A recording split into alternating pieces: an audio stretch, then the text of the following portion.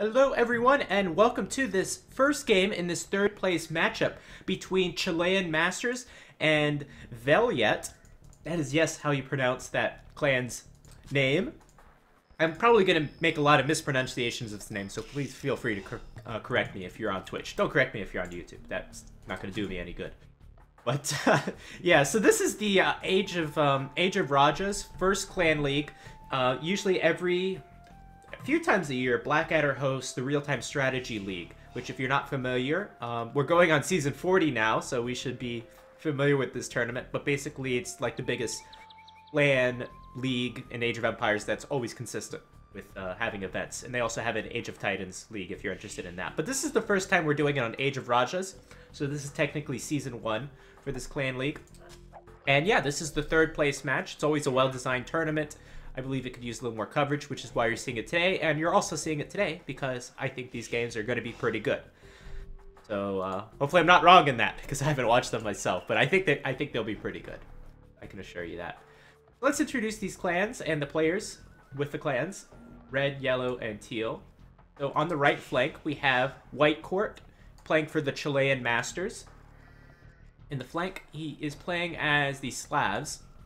In red, we have Sobek playing as the Magyars, and in teal we have Noisik playing as the Britons. For the Weljet team, we have Jesus, Kalila Tico. That's actually not that bad once you get it down one time. He's playing as the Franks in the flank position. In blue we have Jesus, Peruna Tico. I'm just going to be calling these players by their colors if I can't get it right after a few tries. Playing as the Franks. And we also have Sunset playing as the Franks, so apparently you can repeat civilizations. In fact, all 4 players are playing as the Franks.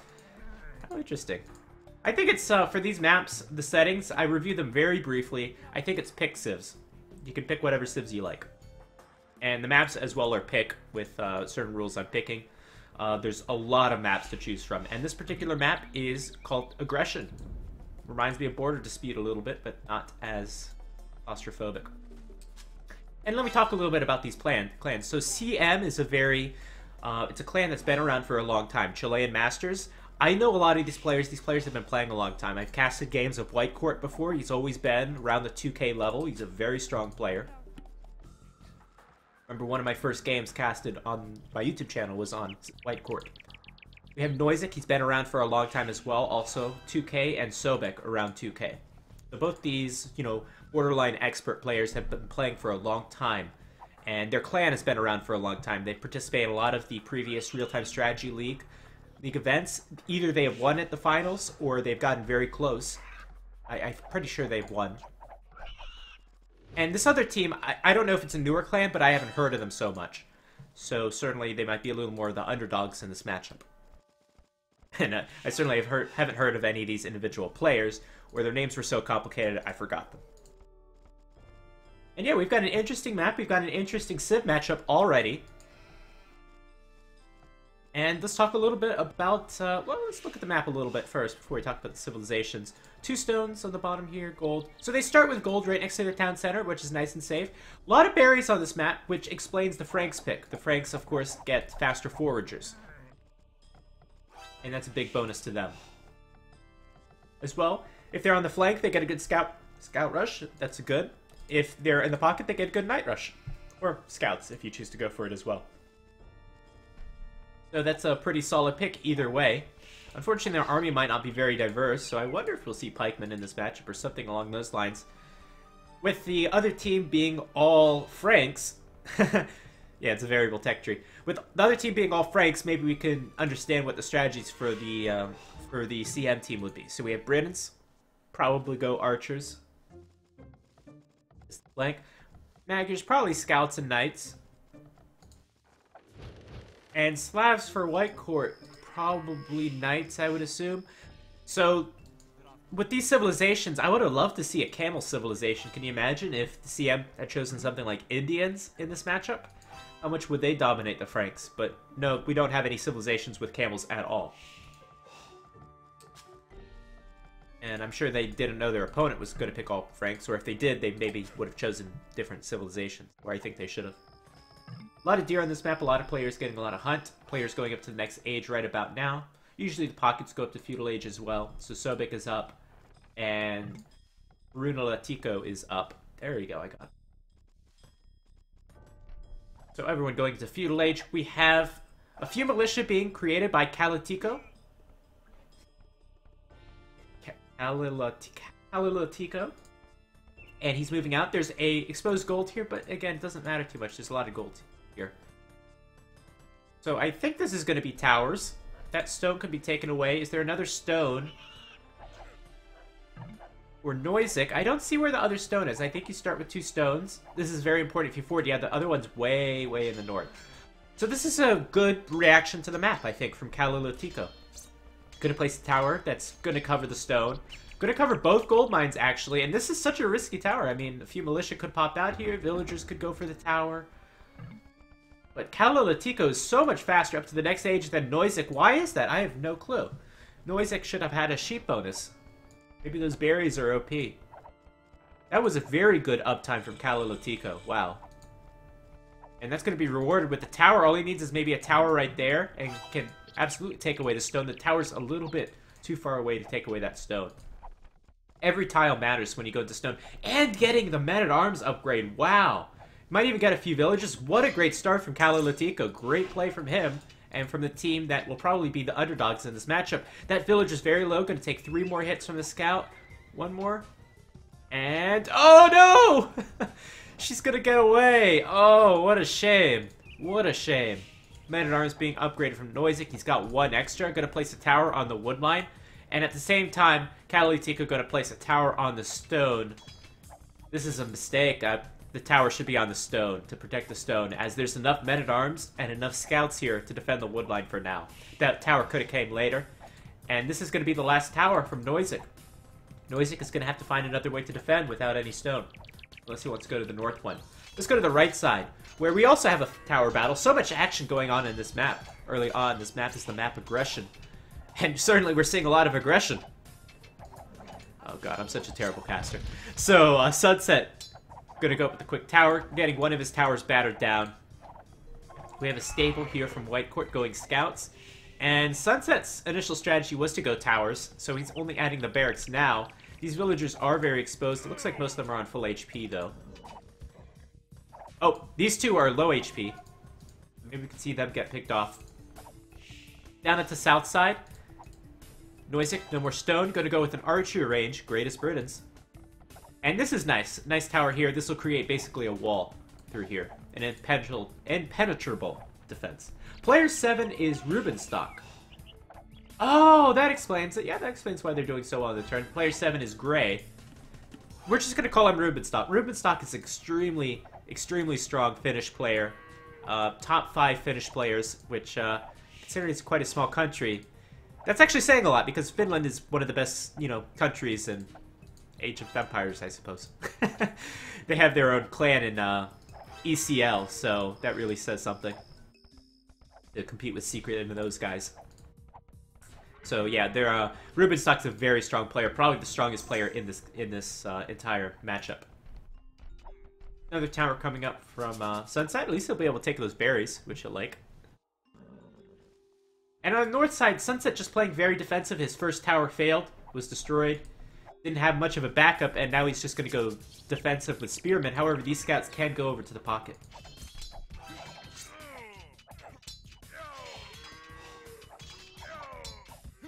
And we see quite an engagement here.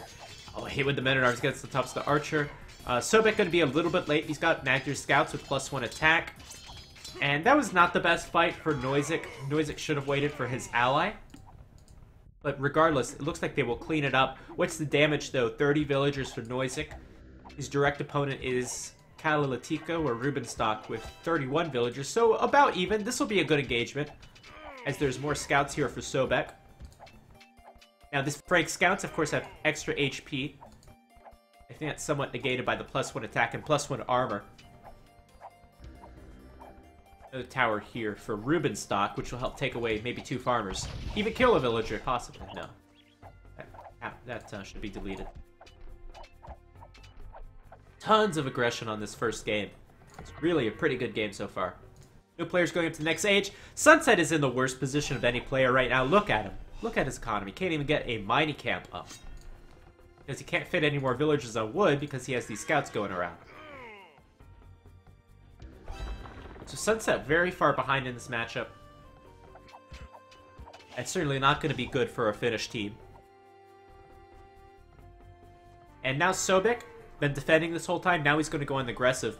A lot of spearmen here. That should be sufficient. We have bloodlines on these scouts yet? Not quite yet. And this is why you don't want to go defensive spearmen as a flank against scouts in a team game. Because the scouts will just go to your pocket, and that's very unfortunate for your pocket. Gonna kill a villager and run back. Great micro from White Court.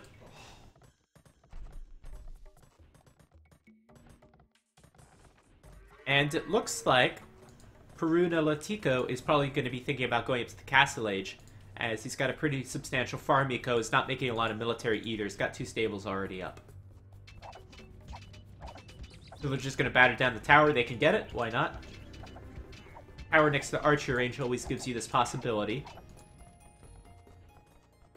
And here's the army from Peruna Latico. Inside Sobek's base. Sobek's also probably thinking about going up to the next stage. He's going to get a few food-intensive upgrades first, though.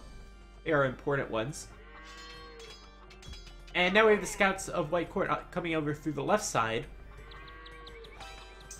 And with bloodlines, they can certainly take on a few spearmen, but that looks to be too many spearmen, in my opinion. Going to take an engagement here. Huge upgrade advantage for Sobek. He should win this one. The Frank scouts are better at first, but they'll lose out once Bloodlines is researched. A nice, interesting dynamic of the Franks. And we have the scouts of White Court. So we have the double team onto Peruna Latico as he's going up to Castellade. Peruna Latico, 36 villagers.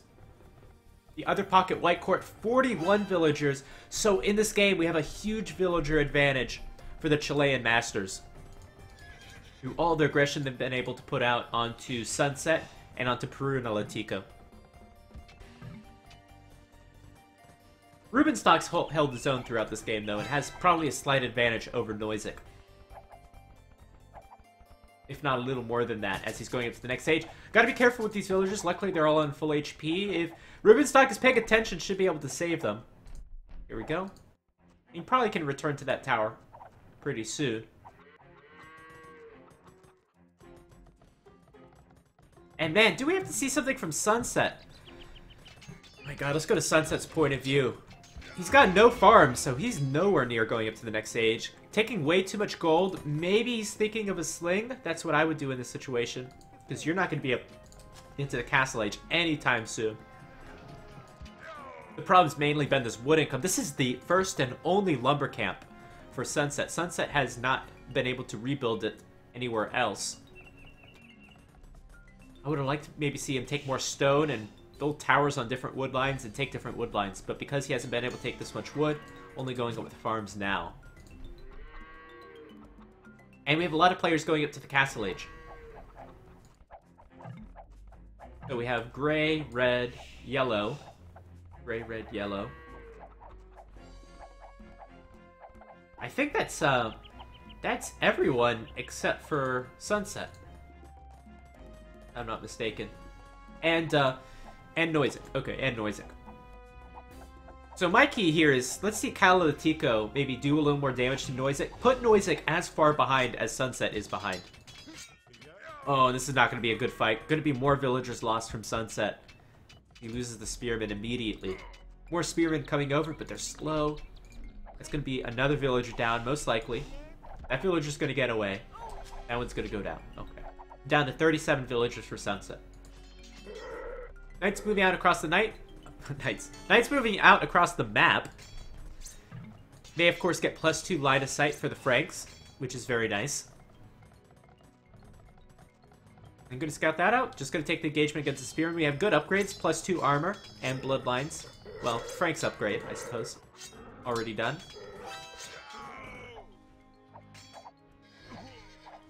And they're just being non-stop with pressuring Sunset, and that's what they should do throughout the rest of the game.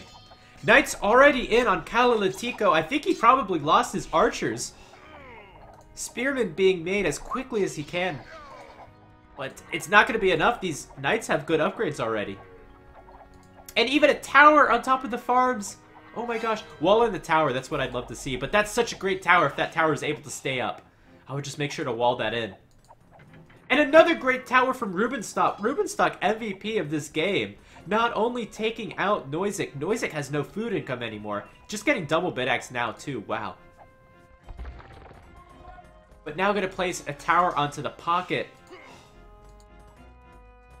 And there's so much support here.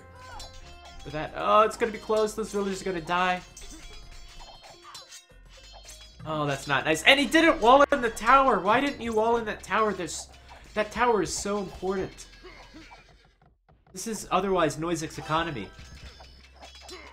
At least maybe the knight will get a few villagers, but the spearmen are here from Noisek. Oh, man. That is such a good tower. You have to wall that in.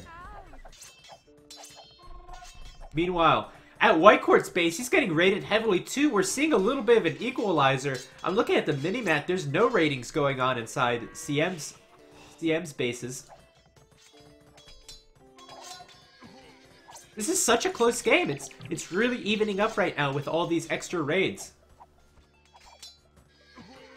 There's knights all over the place for our Finnish team. Getting villager kills left and right. Horse collar only now being made for Noisek. Man, Noisek is so far behind now. So Sunset is at 100 food. And he's slinging Peruna Latico. That makes so much sense. Gonna sling the pocket franks. Meanwhile, Noisek is in a pretty bad position. Is he slinging as well? Does he have a market? I don't see a market for him. So essentially, Sunset is contributing to his team, and Noisek is not. I think Noisek will try to go up to the next age. Hey, there you go, Sunset tributing resources. Such a great idea from them. Now it looks like Sobek is pushing back. Okay, Noisek is tributing to Sobek. Okay, makes sense. So both the pockets are being slung right now. I prefer the Franks in this situation because the Franks have more line of sight on their knights. They have more HP when it goes to Cavalier and Paladin. Although the Maggers will have pretty good Paladins and they'll get their Blast Furnace upgrade for free. As you can see, big attack advantage for Sobek. I think Peruna Latico needs to even that up by getting the Forging and Iron Casting upgrades. As that +2 attack can make a big difference. Pikemen being researched for our two Finnish players, most likely just in defense. Looks like they have a few spearmen left over to help make it more worthwhile. There's certainly no question that we're going to be seeing a lot of knights, and the archer civilizations, or at least the Britons in this matchup, has already been taken out. So very unlikely these players we're going to see any sort of archers anytime soon. So right now, Sobek pushing back. Let's take a little bit of standing of where we are at the game, as no massive damage is being done right now. So 62, 46, 48, 69, 57, 46. Big villager advantage for the Finnish team because of their big raids. Sunset trying to defend as much as possible with just spearmen. So he's slinging and just making spearmen. Oh, don't lose him in the tower, though.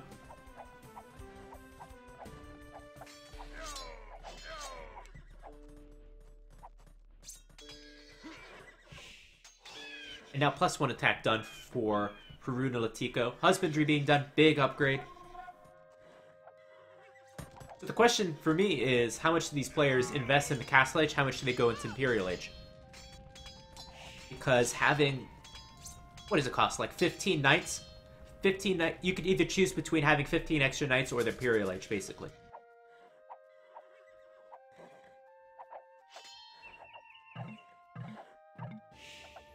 One of the players in Finland not using the correct tag.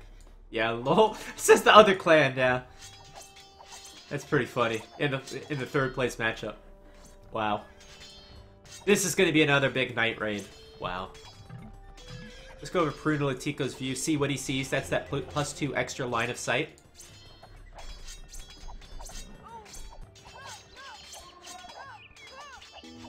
And wow, what a great raid.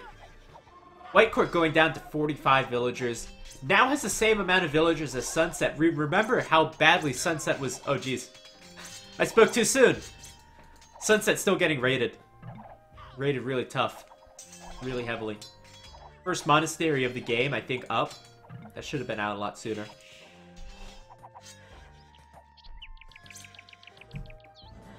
And take a look at the line of sight of Sobek's knights. Oh, he's got... Of course, he's got allies. That makes no sense. Noob caster. A lot of pikemen from Rubenstock. As he might be going forward for a castle. Apparently, we're finding out this matchup that Franks are OP. Pick Franks in every position. Something I've never said as a caster before. This is going to be a great castle. Here we go. So Frank's castle's 25% cheaper. There goes on top of the gold. And I think more importantly, this is just pushing right into Noisek's base. As all these farmers will be vulnerable to raids coming up pretty soon. And I mean, this is a lot of wood to be invested. A lot of villager time will have to be used if Noisek has to retreat. That's severely going to hamper the sling to Sobek. Sobek is up to the Imperial Age, though, and we talked about this. It costs about 15 knights to go up to the Imperial Age. So Sobek might be at an army disadvantage. Is he? 38 military compared to 30. No, he's not. He's doing pretty well. So this could be a good power sling for Sobek. 15 knights might have been able to stop his castle, though. And certainly Noisek is not going to be providing that much more sling to Sobek. With his economy being raided by pikemen currently. Can we see a pikeman versus spearman fight? Thank you.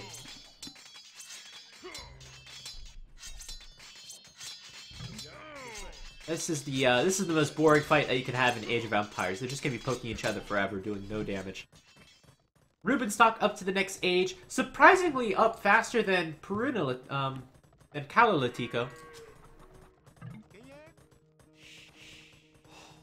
And of course, he's going to be going knights. I don't have to ask that question. Missed the castle here from White Court, though. As that's going to take out the town center. It's amazing how even Noisek and Sunset are, despite being on complete opposite sides of the map and not having interacted with each other. But huge migration from Sunset. Castle town center is actually going to get deleted. He's still in feudal age. This game is so crazy. Alright, looks like Sobek's cleaned that up. This might be the power spike that the Chilean team needs. Getting the Cavalier upgrade right now. Taking out Sunset. So no more sling from these. Well, actually, Noisek's economy is still working despite this castle being here. Kalanatico put up the castle but wasn't able to have enough knights to push in.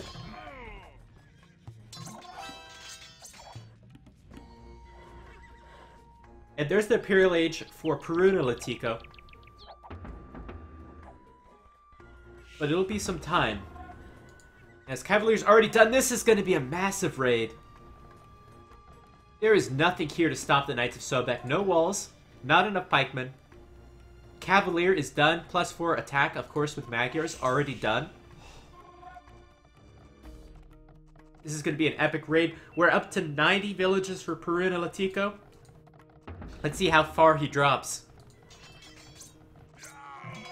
And where's the army for Peruna-Latico? Don't really see it. There's even Cavalier raiding Sunset. Sunset is pretty dead. He's out of this game. 25 villagers. Meanwhile, Noisek, 65 villagers.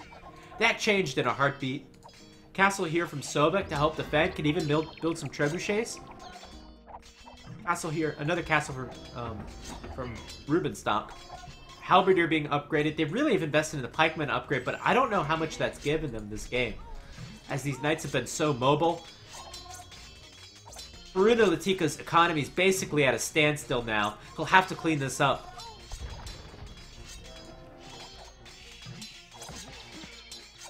And pikemen fight! Okay, there we go. So getting some value there. But these knights need to be up in the north, defending the economy of Peruna-Latico. And all Sobek has to do now is just be relentless. He can build a trebuchet or two and defend them, but really just gotta go for the raids. So right now, let's take a look at Perunalatico's resources. How badly has he been hurt by this raid? Perunalatico has no resources right now. No resources for the plate barding armor. No resources for the Cavalier upgrade.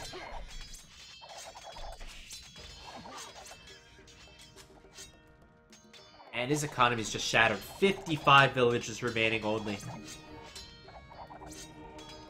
Halberdier upgrade's done. That's not a good sign when your flank is bailing you out with Halberdier.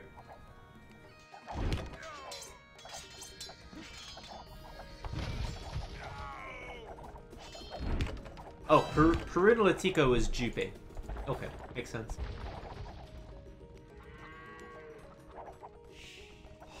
And looks like castle's gonna go down. It's a small bright spot. That castle's not really essential for a Magyars player, but good for holding position, I suppose. What's going on here? Small raid from Perunalatico. These are still Castle Age Knights, though. And somehow things have stabilized. Not really, though, because the villager difference is absolutely huge. We're under 200 villagers for our Finnish team. And around probably 250... I can't do quick maths, but maybe 280 villagers for our CM team. So how do you bring this back? Halps is nice. I mean, nothing's here to counter them right now. Sobek will have to make cavalry archers, and he's making that transition. The upgrades take a long time to do, though, and it takes a while to mass them. But it looks like Sobek is buying enough time by repairing his castle. Having his trebuchets attack here. They are on top of the hill. They'll do extra damage. Perunalatico has to keep repairing these. Eventually he has to switch into knights because he needs something to counter the cavalry archers, which are coming up. And so we can see the unique upgrade as well for the Magyars. But we're a little bit away from that. Surprisingly, men-at-arms being upgraded. Well, we have a slabs player, so that makes sense, I suppose. Where did the town center go from Sunset? Sunset's all the way down, back in the back left corner of the map. And yeah, White Court's gonna... I think White Court's gearing up for a push on Perunalatico. Although I would have liked to see more raiding.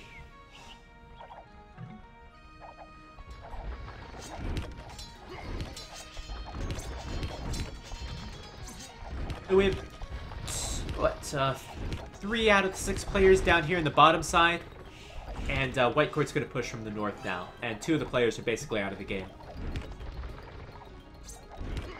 And nice gates here from Noisig. Very nice gates, in fact. It's really going to help protect those trebuchets. You can't make enough trebuchets in this kind of situation, I think. But meanwhile, while this is all going up, more cavalry archers are being massed, and men-at-arms raiding. I hope we see men-at-arms raiding. No, it's going to be longswordsman raiding. Looks like it's going to be a little too late, though, as that castle's going to go up. But we should see a counter trebuchet from White Court, though, and there's a little hill here, too. So not to worry.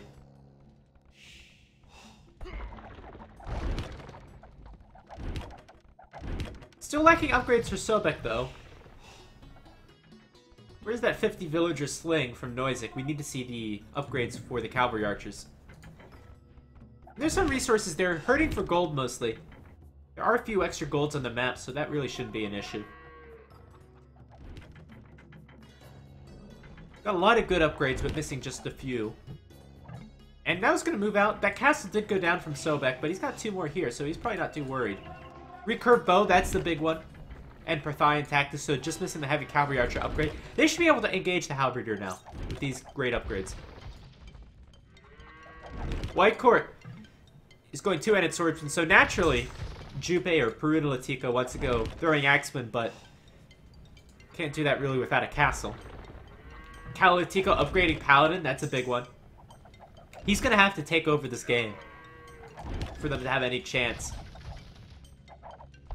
Take a look at the villager differential right now. 140 villagers for Sobek, 105 for White Court, 55 for Noisig. Meanwhile, 117 and 84 for other players, and almost no villagers from Sunset. Trebuchet's gonna pack up. You're throwing Axemen, they're going to do some work. They don't have that much attack, though, considering all the upgrades of White Court. White Court now getting Champion. Going to need a few more upgrades.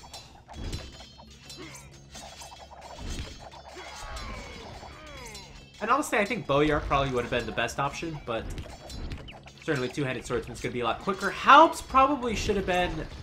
I would have gone Halbs before going Two-Handed Swordsman, because all you're seeing really is Cavalry, and Two-Handed Swordsman not too good against Cavalier, to be honest. I think that was a little mistake in army composition, really slowing down White Court's push. This is going to be a great fight for Sobek once he moves back at the right time. There we go.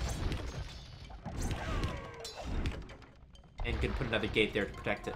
So that castle's gonna go down from Calalatico.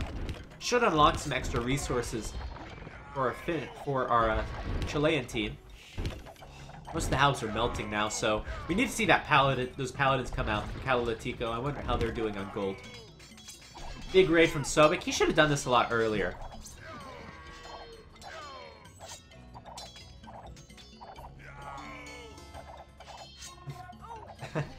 Welcome to the stream, Jupe.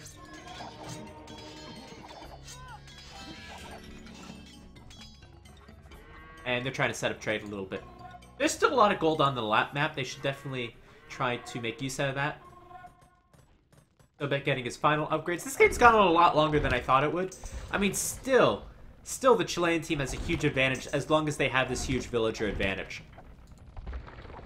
But it's still a game. I mean, these maps are very small. They're very easy to raid. Should something go horribly wrong. Oh, who knows? Maybe one giant raid could change the game from these paladins.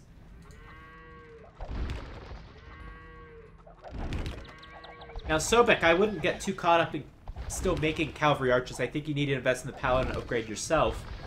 As the cavalry archers were just here to counter the halberdier. They're not here to counter the paladin. And unfortunately, it looks like that that gate is not going to be sufficient. This paladin's going to take down some trebuchets. He's going to lose a lot of paladins, though, if he commits. And sure, the trebuchets are expensive, but paladins are pretty expensive as well. But that was an okay trade, Calalatico. It's at least going to buy him some time, I think. Going to bring in the Halbs late. Not the best engagement. These paladins just destroy all boats. 12 extra HP for the Franks, in addition to a massive 180. I gotta say, the Magyar's heavy cavalry archers, they're probably going to do the best against paladins of any civilization with that extra attack and range. Take a look at the middle of the map. This is where the game might be decided. As now we have a full infantry composition from White Court. Almost full upgrades. I just think they're missing Georgina. But now we have the Halbs to counter the cavalry, and I don't think there's anything that can be done against this army now. And that should be the end of Peruna Latico. I don't think he's got any more resources in the bank. Take a look at his resources. Lacking a lot of food. Might be something that Calalatico might have to bail him out, but if he bails him out, how is he going to push here? And don't push into the strongest part of your opponent. I think Rubenstock should definitely go bail out his ally. Try to clear up some of this stuff. As we see even some rams being made from our Slavs player. Castle being made into Sobek's, what used to be his economy. I think this is GG. Where's Rubenstock? Rubenstock, you gotta go bail out your ally, man. Don't sit here with your paladins. There we go. The Rubenstock is gonna attempt to bail out. But even taking this engagement is gonna be tough. Not to mention, as he goes north, that means Sobek can push south with, I don't see any army here, really. I think Sobek's really pushing in the middle. So, if Calalatico wins this fight, maybe the game goes on. If he loses it, the game's absolutely over. Looks like he might win it, as these cavalry archers are in the back. Now it's just going to be GG. I think the castle was too much. You can win that fight, but the castle's still going to be there, and Peruna Latico's still not going to have any economy left. That's two players for their team that have no economy. As we see Sunset's little base on the top. And what a great game! What a great first game in this third place matchup. We have the Chilean Masters taking the first game. A lot of high-level play. Really great map. This was the map Aggression. And it was very interesting to see 3 Frankish players as well. That's not something I've seen before. And I certainly don't disagree with those settings. Certainly the CM team was able to make it work as we see these last gates onto this trebuchet. How epic is that? Great, let's take a look at the achievements.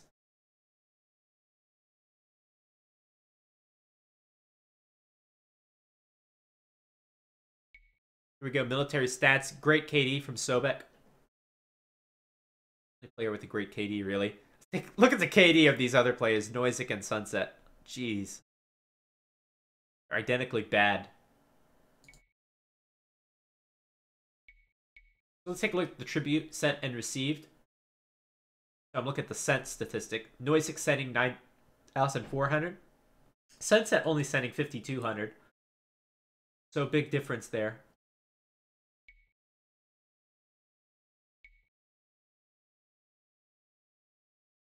And less than 50 villager high from Sunset. And here's your timeline. So great first game.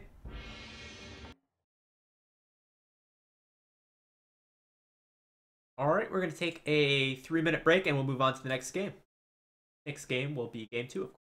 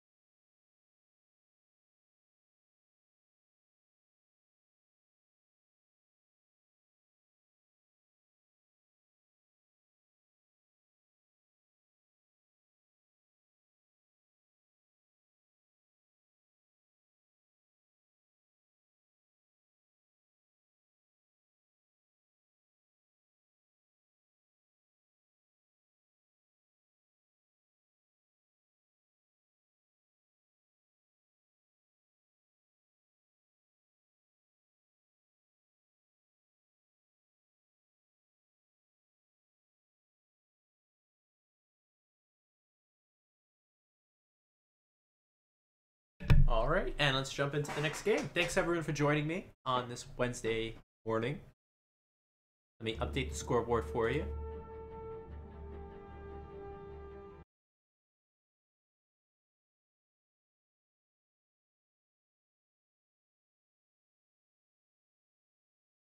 Score currently is 1-0.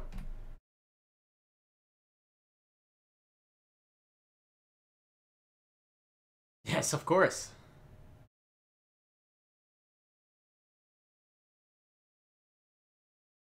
All right, let's get into game 2. That first game was pretty good. Let's see if the second game can match it. I think it can.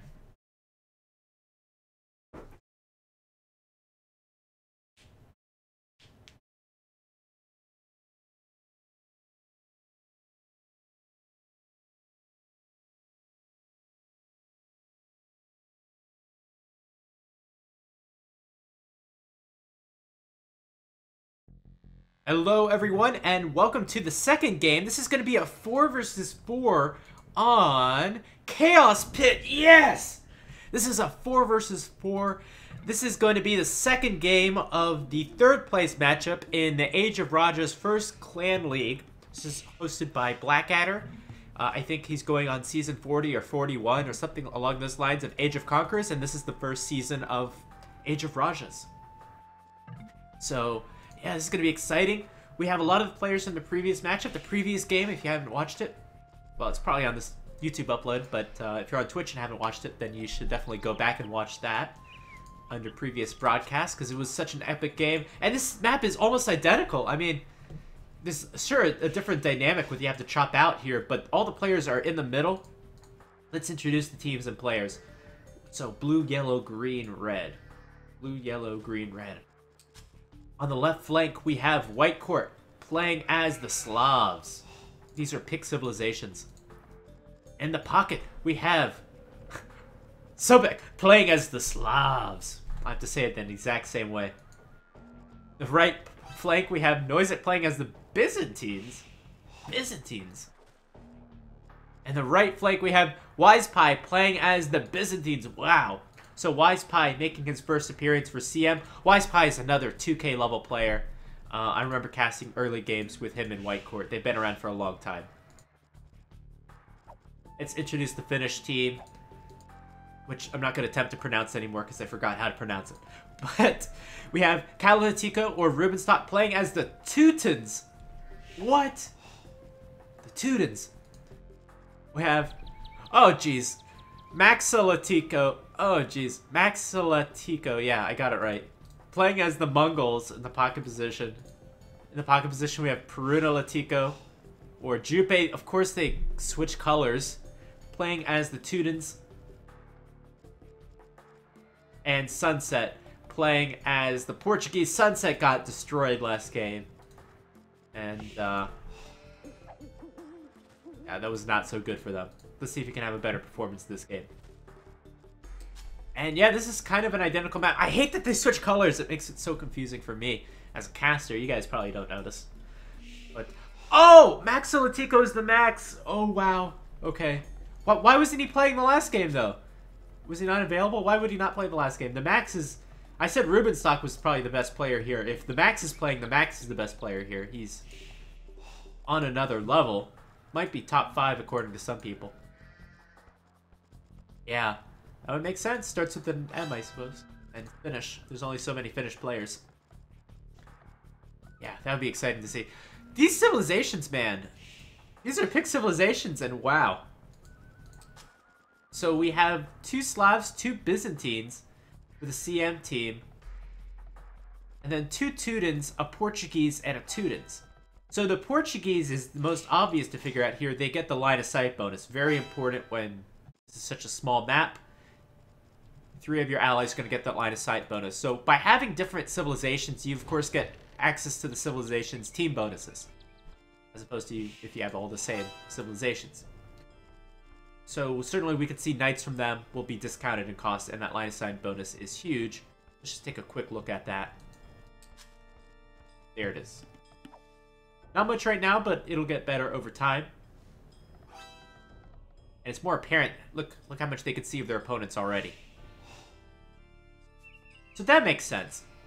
Slavs, their farmers are good. I feel like that's not why you go Slavs. Siege is good. I don't understand Slavs so much in this situation, to be quite honest. I like them as a little bit more of a booming civilization. What the hell? I was gonna say Teutons for a tower rush? Teutons for a Their town centers don't get extra range anymore. That was removed in Age of Kings. So I don't know what this is. What in the hell is Perunalatico doing? Where is he going? He's going to build his town center here? What is he doing? This is some crazy, unique Tudor strategy, I'm sure, but I don't know what this is. He's not up to the next age at all. It's got to be a town center. Where's the town center going to go there, and why? What? What the hell? What benefit does this gain you, though? It's not a Persian town center, it's a Teuton town center. Oh, you can fit more villages in the Teuton. Okay. Okay, what is the capacity? I haven't thought of that. With the expansions, you can fit more villages in the town center. I've never seen the strategy before. Okay, we have 15 villager capacity for this town center. And for this town center, how many do we have? We only have 14 in here, but he's creating a few more. Do we have any food? There's no food coming in for Perunalatico. He can only fit 15 here, so there's no advantage if White Court decides to garrison his town center, but it looks like it's too late. It looks like we're bringing back the Teuton's Death Star town centers, huh? I've never seen it myself, but I've heard. So back in Age of Kings days, before there was a balance change going to Age of Conquerors, I believe, the town centers for the Teutons had extra range and might even had extra attack, and that was OP, and players with town center douche so apparently with the new balance changes, you can fit more villagers in the Teuton's town center, and now it's back. Now it's back. Wow. Man, they must have really believed in the strategy, though. And it happened over here, too! The Teuton's town center rush! Oh my god! How many villages are in this one? I can't believe I missed this. 14 villages only, so there's no advantage yet. This is a Byzantine's town center. It has extra HP. A lot of extra HP, in fact.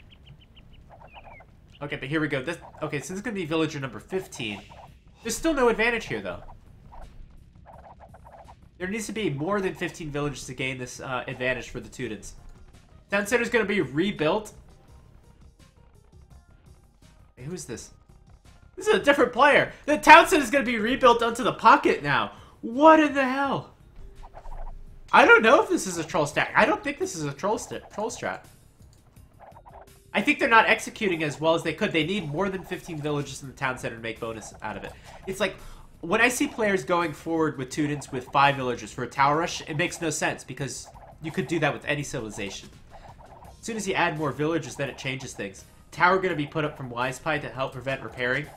So this has failed from Kalilatico. This side has failed.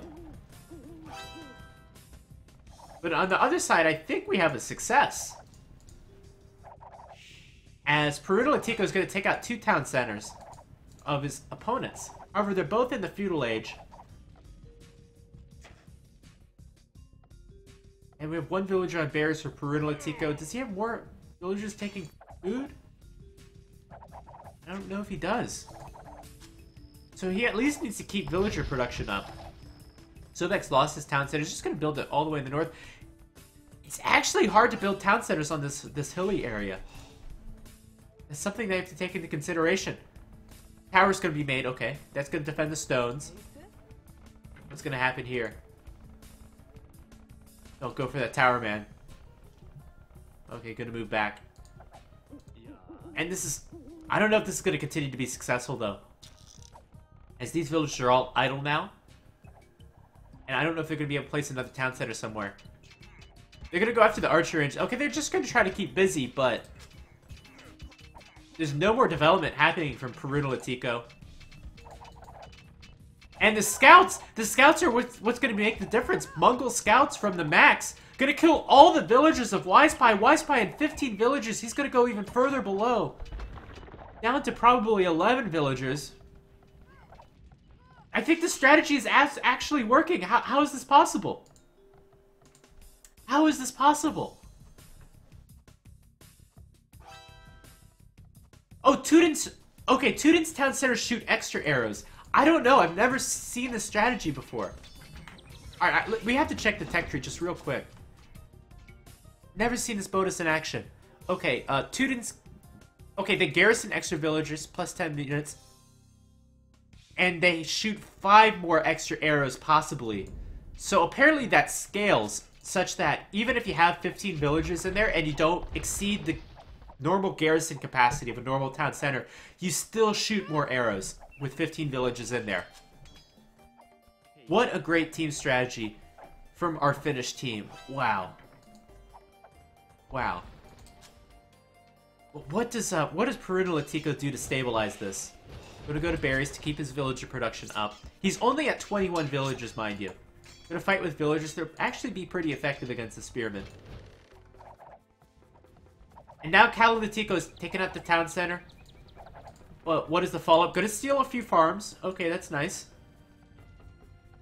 We have to keep a close eye on the villager numbers, though. Wise Pie is out of this game. Wow. 12 villagers only. We have 12, 25, 30, 34. 33, 25, 20, 27. Big villager advantage for the Finnish team. And as well, Sunset has cut out into the middle. I don't see any of the other players getting close. This one's close. 85 wood left for Sobek. This is Sobek's rebuilt town center. They're even closer than before.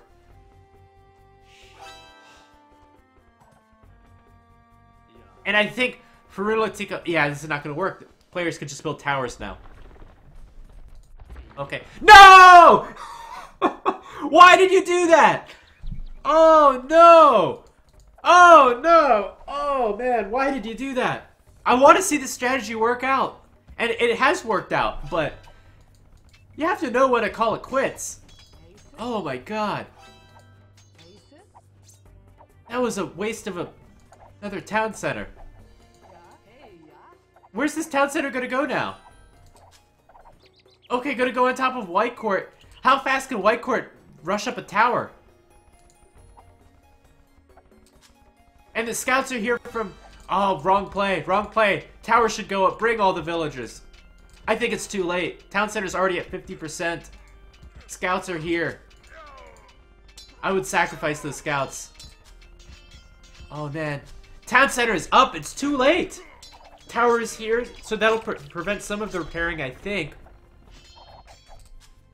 How many villagers are in this town center? 14 villagers, so it's firing... How many arrows? Is that 14 arrows? Is that possible?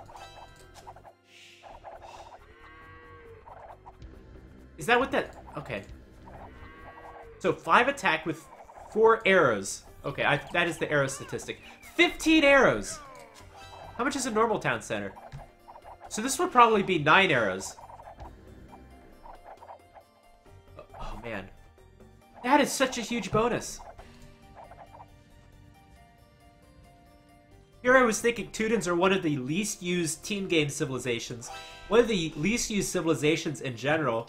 They must be underpowered, and no. 3 years after Age of Rajas comes out, 3 years after the balance patches come out, or whatever, now we see that the Teutons are in fact the master civilization with their town center rushing abilities. Wow. Wouldn't be surprised to see Secret and all those other teams picking Teutons on every map. All Teutons. Wow. That's amazing. It's amazing to cast as many games as I have and still see something completely unique and new and see it actually be a legitimate, strong strategy on a particular map. That is pretty crazy to me. I could close the stream right now, stop this particular series, and I'd be pretty satisfied with today's games. Wow.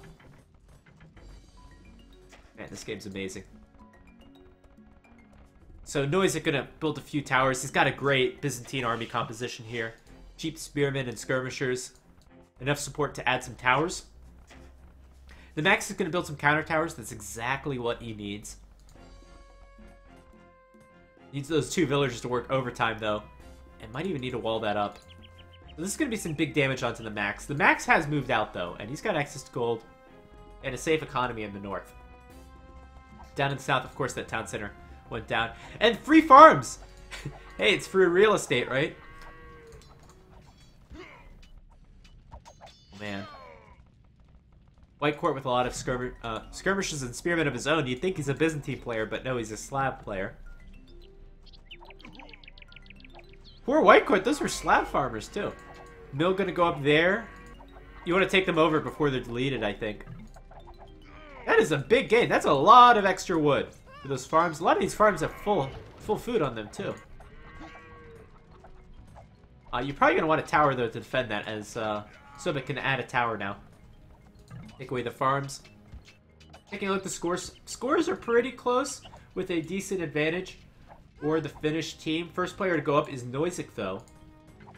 Playing as the Byzantines. Can get his upgrades on his skirmishers and spearmen. That'll be very strong. What? I missed this. The max is already up to the next age. Already has light cav. Good upgrades on his knights.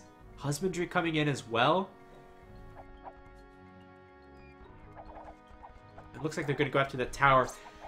As long as the spearmen die, this army should be very vulnerable to knights, of course.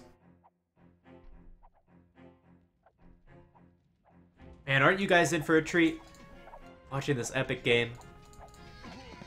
I don't feel worthy of this game. That's how I feel. A lot of light cavalry out from the max.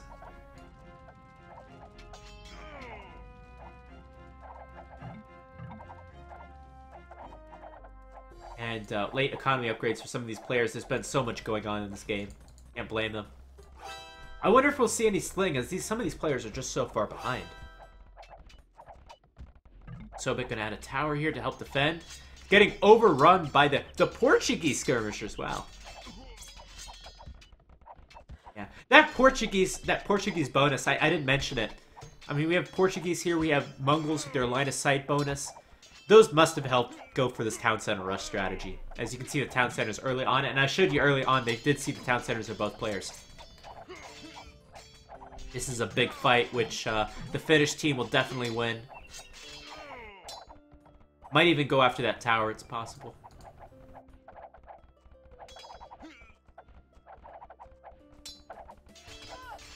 A lot of villagers going down from Sobek. Sobek down to 45. Not that bad, to be honest.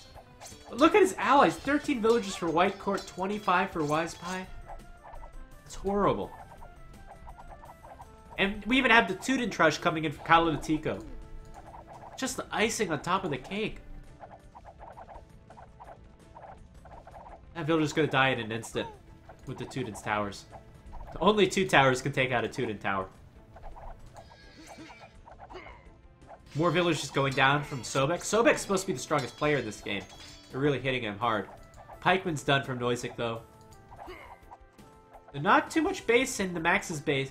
Not too much defense in the Max's base, my bad.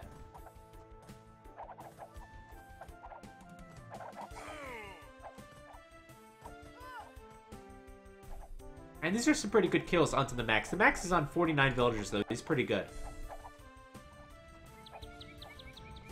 And I wonder, are these Tudens players actually going to go up to the Castle Age? We almost have Feudal Age being researched by Perunalitico. Where's he going to go? Get some gold somewhere? Okay, just a lumber camp.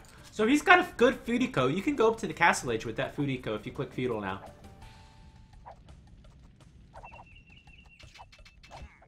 Tower's still going to be worked on by Noisik. Nice eco here from the Max. The Max is really booming. 47 villagers for him. And he's playing as Mongols, too. That is pretty solid. You want to be ahead as Mongols. Even has some stables and a siege workshop going up in the south. Can focus down this town center. That town center has no defense. No defense at all. Now, Noisik is playing as the Byzantines, and his army is very slow. It's all stuck in the north. And look at how many idols for these players. Wow. Sobek, is Sobek going to go up to the next age? Sobek can't boom, of course. He's not in the Castle Age. Close to going up to the next age, though. We have Castle Age coming in from Kalolitico and Sunset. Sunset's playing as the Portuguese. Going to transition to Archers. That's a strong play. Kalolitico has... Let's see. Much less economy than our orange players. Playing as the Tudens. Never mind, they're on the same team, I bet. What do we see from Palo Guard tower, maybe? I hope so. Good ratings from the max. So we're going to take out that one tower. And there we go. Let's see where Perinolatico's resources are at. Enough food, just needs a market to be able to sell for some gold and can go up to the Castle Age right away. Actually gonna get the eco upgrades, huh? Interesting. Okay. Maybe we can add some towers. Looks like he's playing on towers. I would have gone up to the Castle Age, though. Unless we're gonna see a sling. Which could make sense as well. What's going on down here? There's just some units stuck here. Looks like idle army. And go here. Oh, a lot of villagers running from Noisek. Where are they going? Where are these villagers from Noisek going? What are you doing? GG. Okay, GG. Wow, what a strategy, though. The Tudens Town Center Rush, double Town Center Rush, being extremely effective in this matchup. I can't believe I just witnessed that. Wow. What a great game. What a great game and a unique strategy. Oh, man. Let's take a look at the achievements.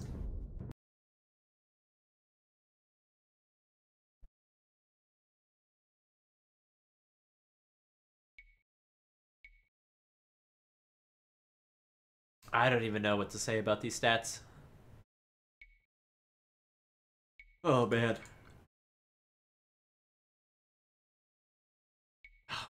There's nothing to say about these stats. What a game. What a game.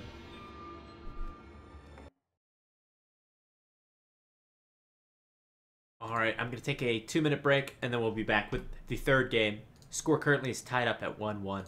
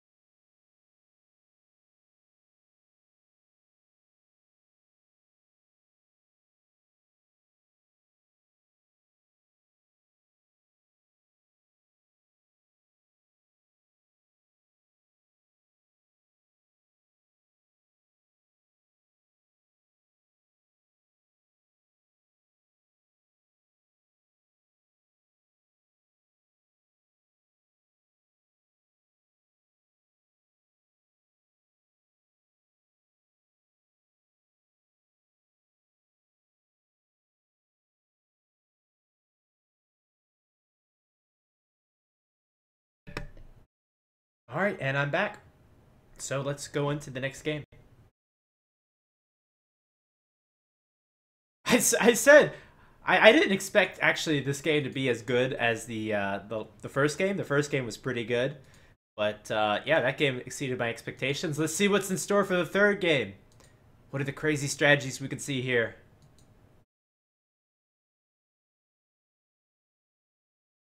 Let's find out.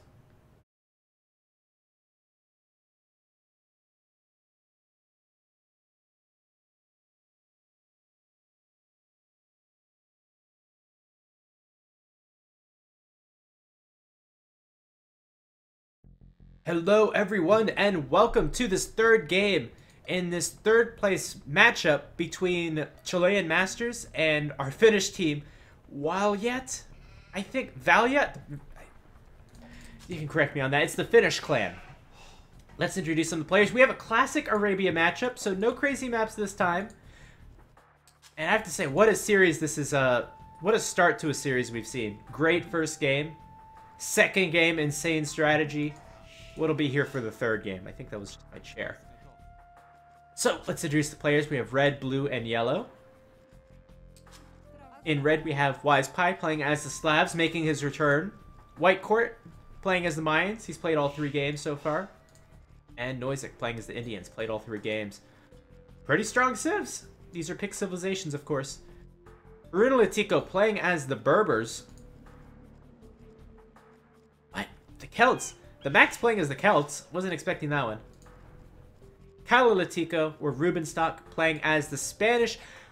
All these civilizations are very strong, but I question Celts. Really? The Celts? This is the civilization you choose on Arabia as a pocket? I don't know. Usually as a pocket civilization or as a civilization on Arabia, you either get good archers or you get good knights, and the Celts get neither of those. They get good siege and they get good woad raiders late game. But if the Max has to make knights, he's not going to get bloodlines. He's going to get a good eco bonus, but he's not going to get bloodlines, and he'll have a nasty transition into woad raiders or siege later on, as his cavalry are not going to be very good, or his paladin are not going to be very good. So that's an interesting pick on Arabia. Berbers makes complete sense. Cavalry are great at raiding, and they have a great unique unit. What's going on here? Calalatico playing as Spanish, great trade bonus, good unique unit, and great knights. So that's what we can expect from that civilization. Good at tower rushing as well. Slavs, strong farmers. These are the strong eco civs for the Chilean Masters team. Great farmers, great knights, great siege late game. White Court, good archers. Usually the positions are a little bit off. You want the Mayans definitely in the flank position. If you're Berbers, you want the Berbers be in the pocket position. That certainly weakens them up a little bit. Mayans are not ideal in a pocket. They can go plumed archers. They can also go eagles.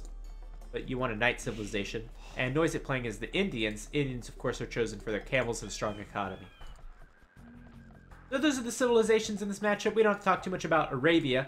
Maybe take a quick look at the flanks maps. We have a pretty exposed gold for Rubenstock.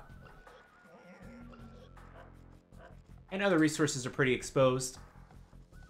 For Wise Pie, exposed stone. Gold is not that bad, though. It's in the back. Noisek. Woodline very far away. And potentially wall that, maybe. Where's the gold, though? Gold is in the back. Very far away resources for Noisek. And for Brunelatico. Gold is a little bit exposed. Only thing, big thing to mention for this map, this is a very open version of Arabia. This is going to be a very aggressive game. And as well, there's quite a little bit of a rush distance between our flanks. As you can see here. It's going to take a little bit of time for villagers or militia to move out across that.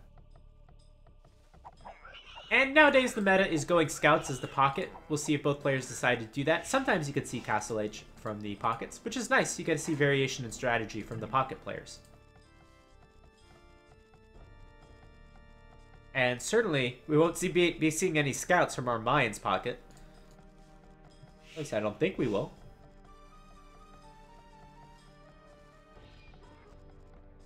Let's check what their opening strategies will be. Calalatico is the first to go up to the Feudal Age. Playing as the Spanish, has 3 on wood. So either we'll see scouts or a tower rush from him, more likely scouts. Nope. Nope. Take back what I said. Take back everything I said. It's going to be a tower rush. Calalatico is up on 20 population. This is an early uptime. This is 1 villager faster than a scout rush. And it's going to send 5 villagers forward. So the Spanish, they build their towers faster. That's why you go for scout rush as the Spanish. Take a look at Calalatico's scouting. So right now has seen that this version of Arabia is very open, that a tower could potentially creep onto the wood line and the gold could potentially take away the stone and the berries. Very strong.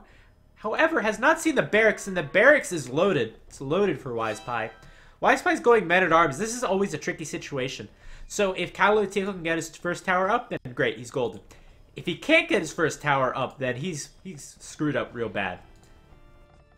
And let's see if Wise Pie is going to react to this appropriately. Wise Pie should have 3 militia pretty soon. There you go, 3rd militia coming out. Now, it's just important that Kalatico is not spotted. The Max is going to help support with a scout of his own. And this one villager going to go on his own towards the north. This is good play, considering that he hasn't seen the barracks, I believe. 4th militia coming out, and this tower looks like it's going to go... This is unusual. Looks like it's going to go up without any resistance. Does Wise Pie see this? Tower is up. Can he get the walls in? Oh, it's too late. And the Max is militia rushing as well. That's why he picked the Celts, I guess. I don't know. But this is strong. Militia making their way over very speedily. Over to the flank. And Wise Pie's in a whole world of hurt right now as a tower is probably going up on the wood line. And there it is. A whole world of hurt for Wise Pie. Wise Pie's got men-at-arms, though. Can maybe take a good engagement against these militia. But 2nd tower is up. Look how fast these Spanish villagers build this tower. Let's check on the bottom side. Tricky tower going up for Noisic. Which one of these is the tower? I can't tell. There it is. So with this extremely open map, players have really gravitated towards towers and militia. Archer range for Perunalatico. That is usually what you don't want to do on a super open map, is go straight archers. This is nice, though. Shorefish next to the mill. This is what you don't want to do, though. There's a tower already up on the gold with the map control that Noisic has secured with his militia. And we'll have to see skirmishes from Perunalatico. Not the worst thing in the world, but certainly not the best. Another tower going up on the stone. Towers up on the wood line. Just Wise Pie's economy is halted without any wood income. Has a lot of farms, though, so he'll be able to maintain villager production, but this is certainly a problem. So many militia from the Max. The Max is still in Dark Age. It's gone full militia. Still sending more militia out across... Just the series, man. The series. I can't believe the series. How the hell did I stumble upon such a great series? So many militia from the Max. Oh my god. These are the, I think, in my opinion, deadliest militia in the game. The Celts militia, with their extra movement speed.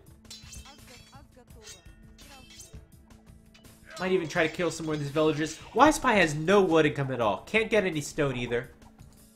Another tower from Kalatico on the wood line. That is just epic. Might be GG. Look at how many militia. How many militia from the Max. Oh, I can't believe this. I can't believe this series. Just an amazing series. Didn't wall in these towers, though. Big mistake. Still not the end of the world. The towers on the wood are much more important than a tower on the stone. Gonna try to wall this in. Gonna get 2 walls in. Gonna get last one. Yeah, gonna get the last one. That tower is safe. Those stone walls have a good amount of HP.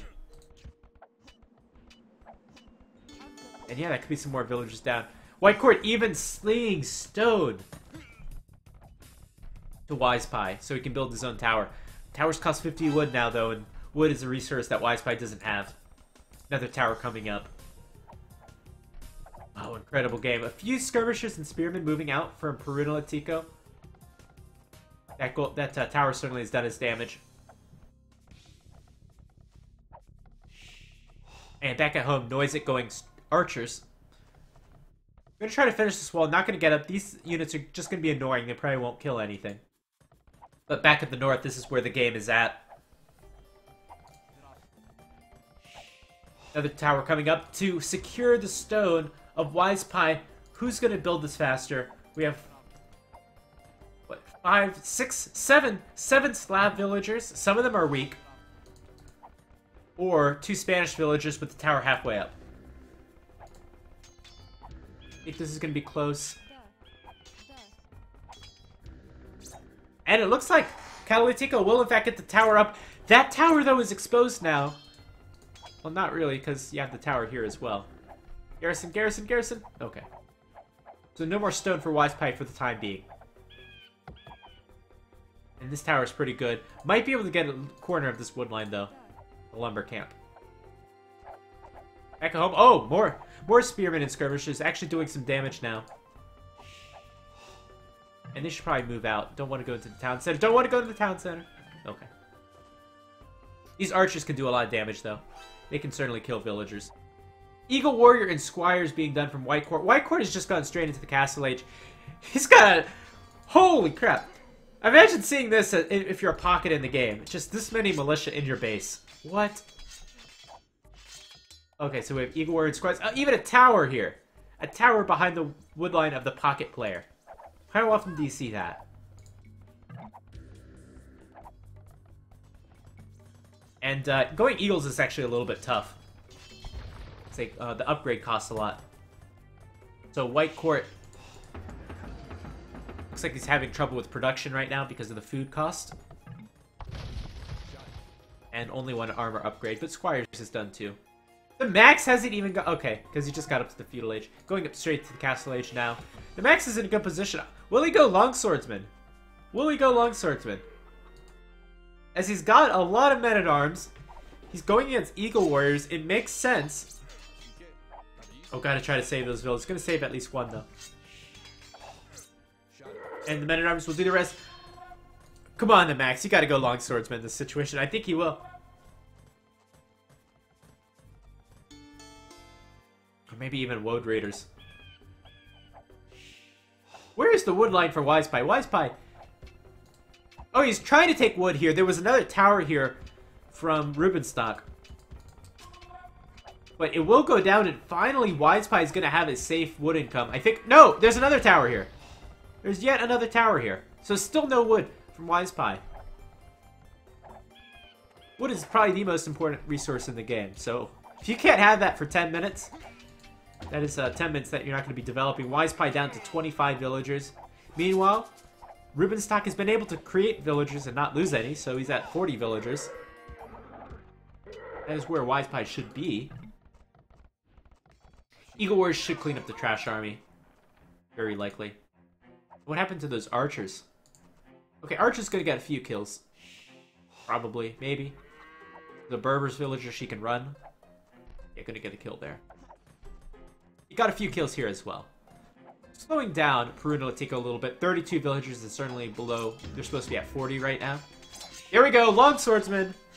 Oh my god, these strategies are the best. Longswordsman coming in. Celts, Longswordsman. Biggest weakness to Longswordsman is their speed. The Celts help negate that. They have an extra 5% when Squires is done. Or they don't get Squires, my bad. They have an extra 5% movement speed.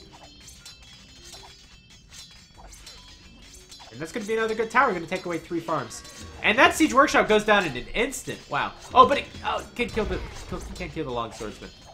Oh, going to lose all the Longswordsmen if you try to go after that. Yeah, that's not going to work. Is it? Yeah, it's not. Oh, it did work. Wow. I'm surprised about that. Okay. How lucky of White Court to have that Siege Workshop just that close to the town center. One tile away would have been a disaster. Would have lost the Siege Workshop. And yeah, Longswordsmen, you don't want them to be under the town center. So that is overall a win, I think, from White Court, as he's going to keep a Siege Workshop up. Kill most of the men-at-arms of the Max. And the Max, yeah, just full Longswordsman. Even going to build a town center here. Not going to give up that position. Normally the Mayans would go for plumed archers, and this strategy would not work. But since he went for eagles, Longswordsmen get an extra +2 attack versus the eagles, I think. Or 3. They're certainly not very good against mangonels. That tower might go up. It's going to be very close. Most of these villagers aren't full HP. Well, no, they're not. Oh, going to kill 3 of his own eagles! 3 of his own eagles! Oh, man. Back over here, archers under the tower of Peruna-Latico. Castle Age coming in. Noisic has been in the Castle Age, and there you go, crossbow upgrade done. So Noisig is definitely winning this bottom side. That's great. That's great news, but Wise Pie is still out of this game. 15 villagers. He's gotten 10. How did he lose 10 more villagers? Where did he lose 10 more villagers? Oh my god. The wolves? Probably not. And there's too many longswordsmen. There's just too many longswordsmen. Killing the own Mangano. Why do you keep killing your own stuff? The worst Manganos in the world. That's not too bad. The longswords would just melt on the town center, to be honest. But at least got a few villagers. Oh, okay. Gonna kill right there. That Mangano's gonna stay up. That tower's done. There you go. Garrison, Garrison, Garrison, Garrison, Garrison. Oh. What are you doing? What are you doing? Garrison! You idiot! Oh, man. Okay, only one villager remaining, though. That sucks. That's a big deal, though. I know the longswordsmen wanted to go under the tower, under the town center to take it out. And I think you should continue going longswordsmen, but maybe add a knight or two to help take care of the Manganos. And this crossbow's in the base, so the Max is gonna have to build a siege workshop, naturally. Does he have wood? Doesn't have wood for it. Okay, because that was his wood line.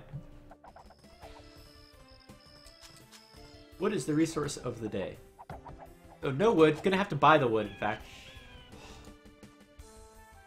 And Castle Age from Perunalatico, that's gonna be great for him. Can't even go oh, if he goes Conquistadors, that would be epic. It's gonna take him a few minutes with that to get the stone, but that would be epic if he could go Conquistadors. Tower's gonna get cleaned up. So the max is at 50 villagers. White Court's at 40. But remember, these crossbows are still wrecking havoc. And we need to see Siege Workshop somewhere. I don't know, where's that Siege Workshop? I'm gonna try to take that straggler tree to forward one. Okay, tower should be sufficient.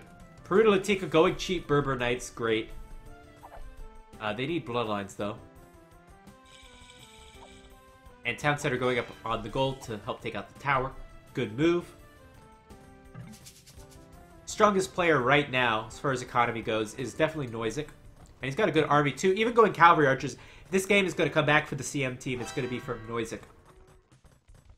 And now we have some eagles going out across. Going to go straight to the stone.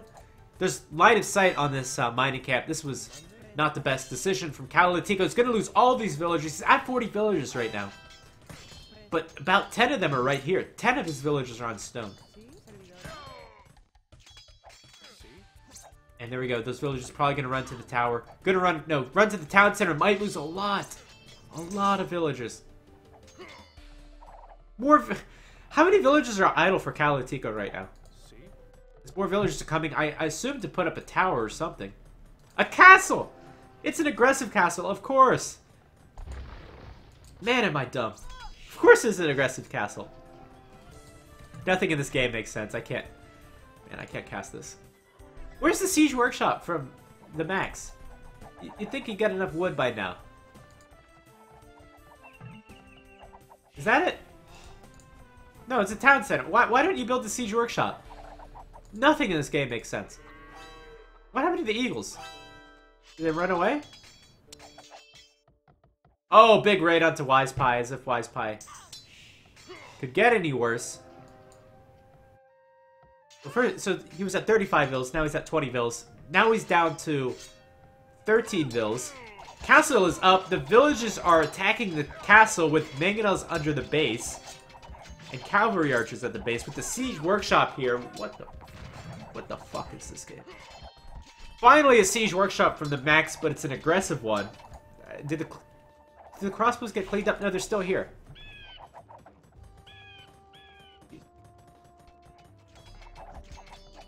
Okay, so it takes a long time to take down a castle with villagers without sappers. It takes a long time. Okay, there's a ram.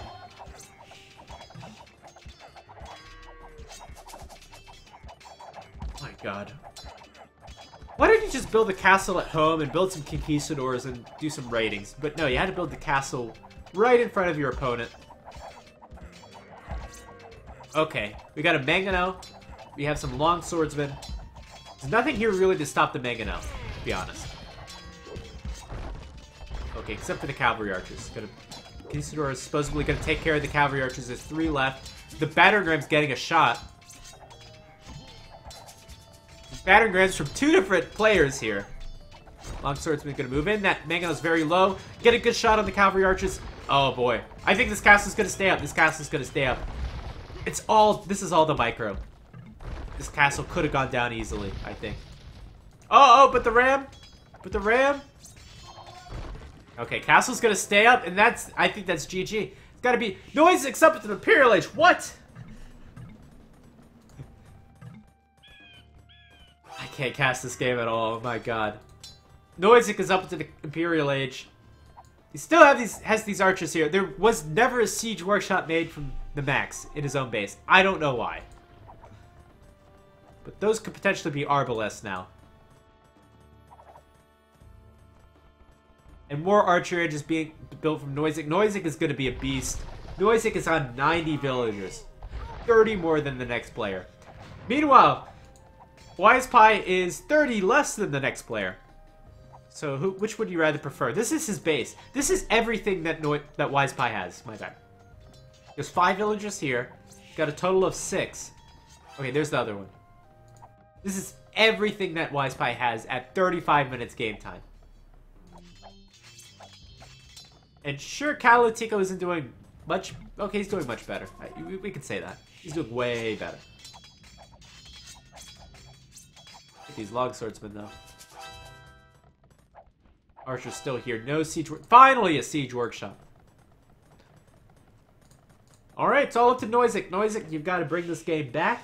You're 1,000 points behind in a team game.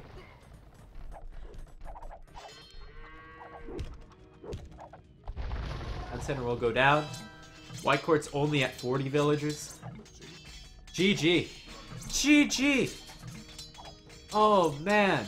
Oh, man. I can't believe this series. First game, we see all Franks, and we see an epic, aggressive battle with 2 players dying. Second game, we see the Teuton Town Center strategy. And in this third game, we see Celts, Long Swordsman as a pocket. And Super Militia. What a series. What a series, man. Take a look at the achievements.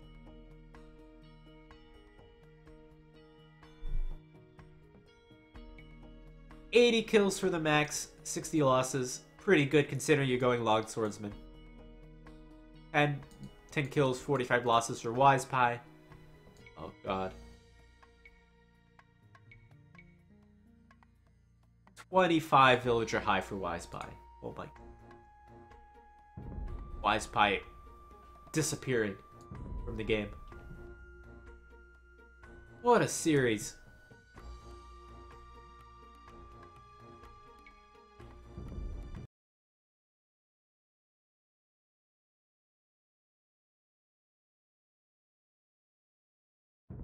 Alright, let's jump straight into the next game.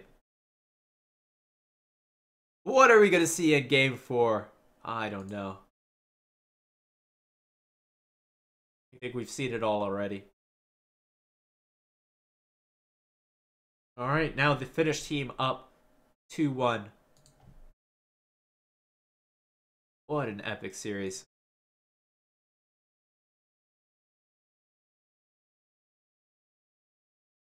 Here we go.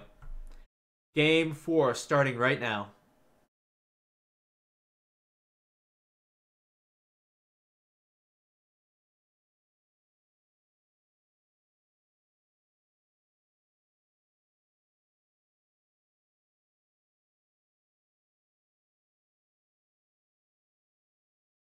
Alright, hello everyone and welcome to Game 4 in this series. One more win for the Finnish team and they'll claim 3rd place in this clan tournament. Age of Raja Season 1 Real-Time Strategy League. Oh man, I'm so exhausted from the previous 3 games, which were so epic. I'm hyped for this next game. It's a 3 versus 3 on the map. Bullseye, a new map for us to enjoy. In the middle, tons of stone and even a little bit of a flag here to indicate that there's a lot of stone here, I suppose. Tons of stone in the middle. Probably the only stone on this map, I would assume. Yeah. Yeah, no other stone on this map. This is going to be epic. Yellow, blue, purple for our Chilean Masters team. On the bottom side, we have White Court playing as the Mongols. In purple, we have Noisic playing as the Vikings. And in blue, we have Wise Pie playing as the Italians. Whew. Wise Pie has not had a good series. Not had a good series since he started. For the first appearance for the Finnish team, bear in mind, needs 1 win to secure 3rd place. And CM needs 2 wins in this best of 5. Amelius playing as the Malay. In teal, we have Sunset playing as the Italians. And, what is this, green or gray? This is green. In green, we have Perunalatico, also known as Jupe, I believe, playing as... Yeah, I think also known as Jupe, playing as the Berbers. So a lot of these civilizations have land bonuses. They have water bonuses as well. So taking a look at the water bonuses of these civilizations, as you notice, there's a lot of fish here. So that'll be pretty important. And as well, the water goes pretty close to the edge of the map. So a lot of map control to be taken here. White Court, by the way, stealing a boar. He's playing as Mongols. That'll be great. So faster ships for Perunalatico. And also we should talk about, you know, whether stone is important to them and how important the middle will be for these civilizations. For the Berbers, stone can be very important as their unique unit, the Camel Archer, is very strong. So they'll be wanting to go towards the middle, and they'll also have a heavy role in the water. Pocket Italians, one of the best water civilizations. As they go up to the next age faster, their fishing ships cost less, and their upgrades, their war galley upgrades, cost less. And in red, we have Amelius playing as the Malay. Their unique tech harbors can shoot arrows, and more importantly, they can get up to the next age faster. They do like stone, as they like their Karambit warriors. Italians, probably, in a team game, they might like stone, as the Genoese crossbow can be good against cavalry-type units. So all 3 of those civilizations like stone. We have Italians from Wise Pie. We already discussed them. Now, Vikings are good, especially in the pocket position here, where they can go maybe fast castle longboats. They don't get the fire ship upgrade, but their longboats are very strong, very cheap. They're faster than a normal galley and have a little more damage potential with extra arrows. And they do like stone, as I think their Berserk is certainly a very strong, unique unit. In certain situations, at least. And White Court, this is the most stone-philic civilization, if you will, as their unique unit is probably the strongest unique unit in the game in the Mangadai. And they should be able to go up faster to the next stage, just like the Malay, with their hunt bonus, especially with an extra boar being taken and deer being lured. This is a good start from White Court. So all these civilizations, they do like their stone, and they do have a good, good water bonus. With a little bit of difference here. The Mongols and the Malay, they play pretty similar on water. The Vikings and the Italians certainly are very different, though. And we'll have to see how that plays itself out. Good thing for the Vikings, though, all their team docks will be cheaper. Although the Italians should probably be up to the next age sooner. Certainly be able to put on a lot more aggression early, as they also get fire ships.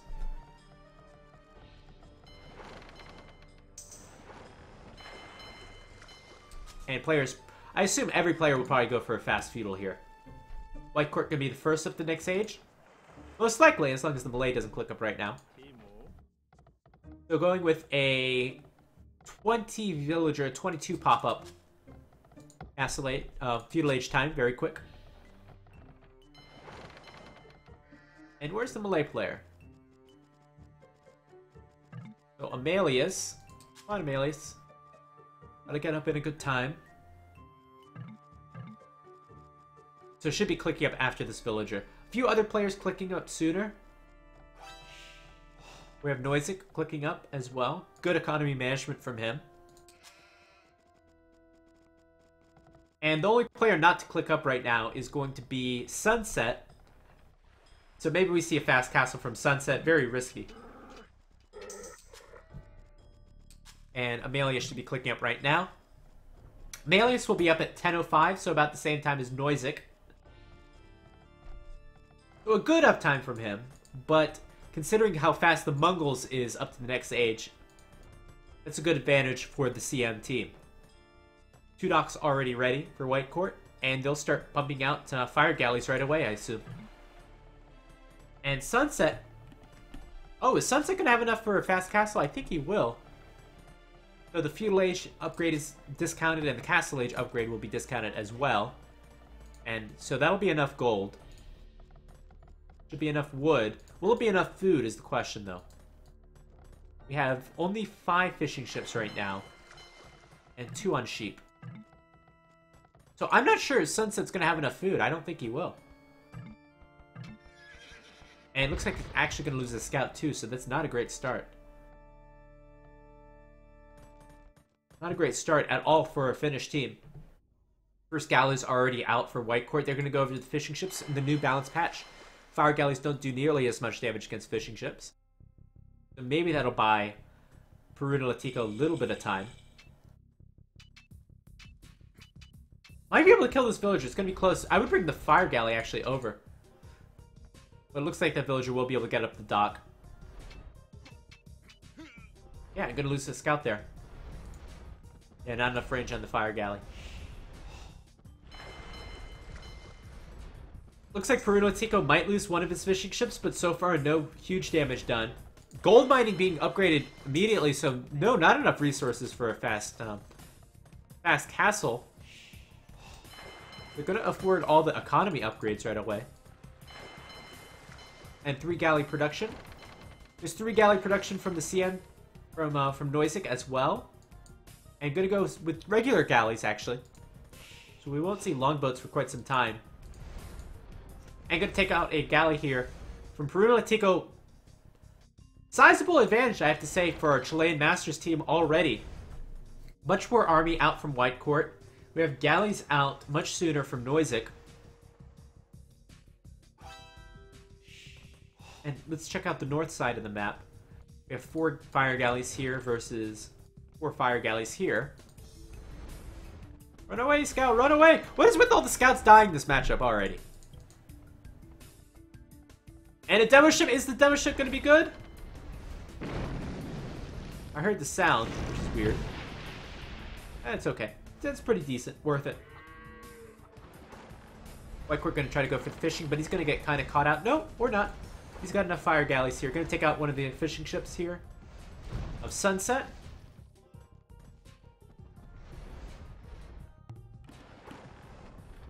And the CM team's fishing economy has been very disrupted so far. As Sunset's getting his fishing disrupted, certainly Peruna Latico has got his fishing disrupted. 6-2-4 for the CM team, 5-1-0 for the Finnish team. This will all lead to a faster Castle Age for the CM team. And that means faster upgrades on those galleys, which is huge.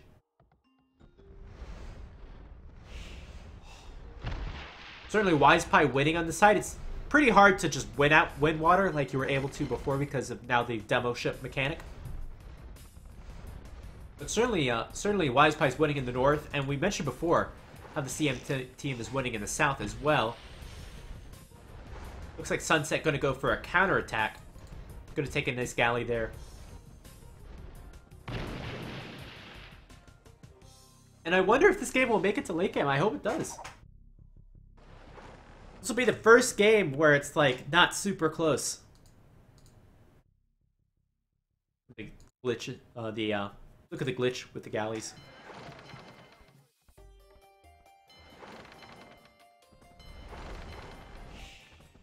Amelia's doing horse color. That's not a good sign on a water map. You want to be using your fish.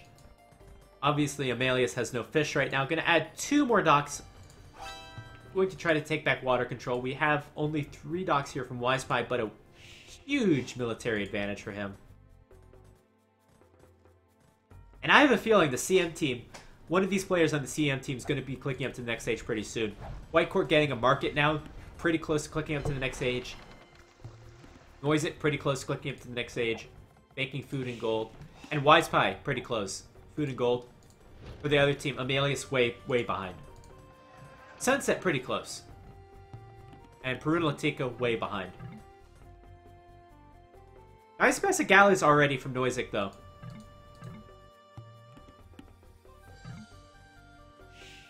as they should be able to handle fire galleys now. And that's a great demo hit right there. 2 for 1. Huge advantage for the Chilean Masters team.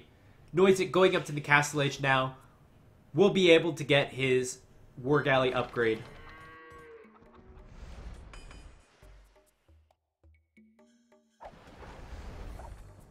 It looks like Perunalatico is transitioning the galleys, but he's too far behind. He's going to lose 2 more. And down they go.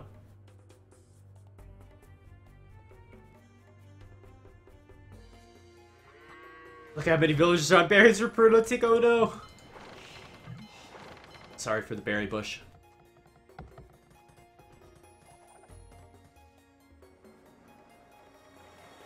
And yeah, this is not very much a close game. Amelius is trying to get back on the water. 2 of his docks don't even have galleys in it, though. And the second player up to the next stage is also on the CM team. It's going to be Wise Pie. So this is going to be huge. Nice presence of galleys from Sunset. Sunset clicking up to the next stage. However, the third player to click up to the next stage is also on the CM team as well. That definitely does not bode well for the Finnish team. Alright, let's see if CM can put the nail in the coffin as they all reach the Castle Age first. Gonna take out at least 2 fishing ships from Perunalatico. We're at a total of 6 fishing ships now versus 10. I think the damage has been done already. War Galley Bodkinera being made. And let's see if they're able to push in. Push in onto Sunset, maybe take out Sunset's fish. Over in the north. Oh boy. Oh, it's not too bad.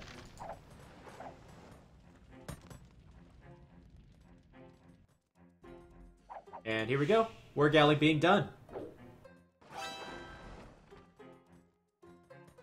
So they're going to go straight after the docks. I don't think there's... Yeah, here's the fishing ships from Sunset. And now Bodkinera War Galley being done from Wise Pie. We have a full galley transition now. And it looks like Amelius is slinging Perunalatico, who's playing as the Berbers. Go up to the Castle Age.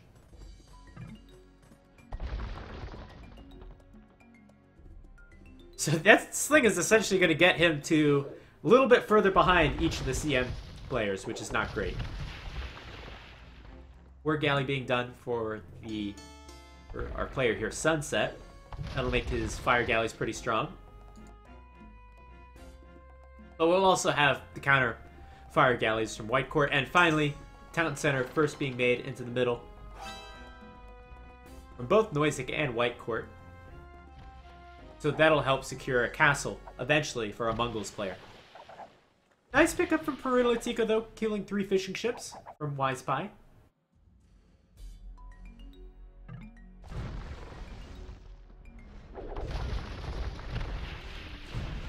And this is a good engagement from Sunset, so trying his best. Here comes the demos, though. Let's see what they can get. Okay, not great. Oh, this will be great. Okay, that was pretty good. We're getting some value. And with these fire ships of White Court, I think the CM team should have the advantage. Castle Age is not done for Perunalatico yet. And I would just fight this. Fight this straight up.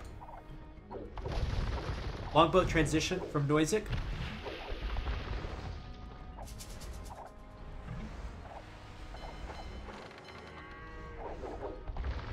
And I thought this should be a good advantage. Yeah, this should be... Yeah, I thought that would have been a good advantage from the CM team. However, it looks like the Finnish team didn't do enough to hold on. War Galley's going to come in. I think it just goes to show the power of the fire ships, to be honest. As Sunset had more fire ships than White Court. Over time, the galleys should become stronger and stronger as they're massed. And where's that staple? Here we go. So, first... Oh, no. No, my bad. I was going to say first attempt at land aggression, and then I checked the north. And we have a monk rush from Y Spy. The Italians get good monk upgrades. A lot of villagers going down.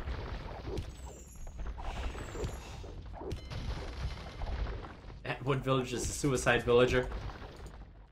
Trying your best to get the tower up. And they're going to die. I think this is the end of Amelius. I think this is the end of the game, most likely. As that tower is not going to stand up to 4 mangonels. With villagers repairing and monks healing. On water, though, there is some hope, as Y Spy really doesn't have much of a presence on water. He's mostly here in the north. But I don't think water's going to win the game with this huge push coming in onto Amelius. Amelius is stuck in the field. Like, remember, he was slinging. And actually didn't get the walls up. Wasn't expecting this at all. I'm not even sure if this is wallable. At least not with the dock. Because he had the little marsh here.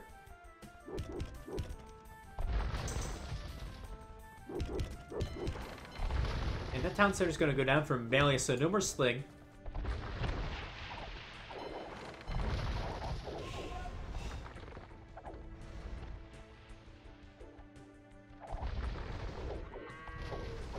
And I definitely think these longboats do a little more damage than galleys. Especially on the fire ships. Yeah, they do a lot of damage, to be quite honest. There's a lot of damage. There's the GG right there. So unfortunately, this game not as close. We saw some small advantages turn into big advantages for the CM team. Especially very early on in the game. We had the Boar Steel from White Court and the early galleys. Late-ish uptime from Amelius. A very late uptime from Sunset, considering he went for a feudal rush. And I think those factors really snowballed into a really good game from Chilean Masters, evening up the series. We'll go on to a final game coming up soon.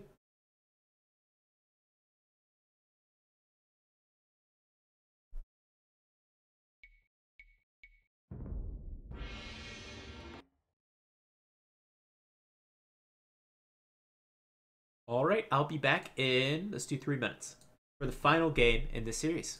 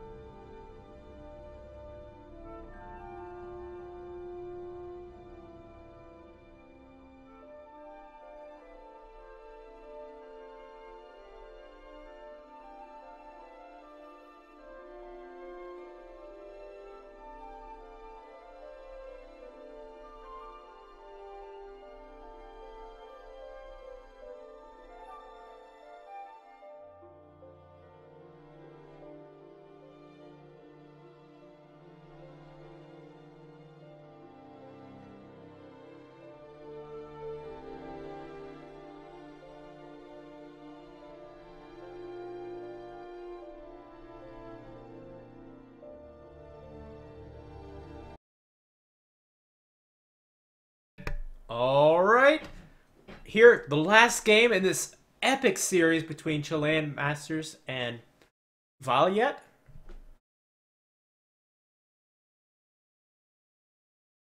Here we go. Who's going to win this best of 5 series? Coming up next.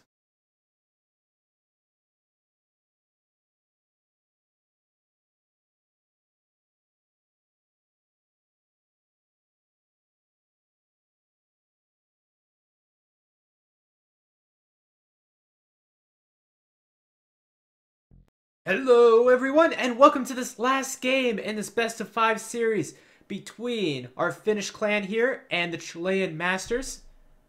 And looks like my game froze. Or did my PC froze?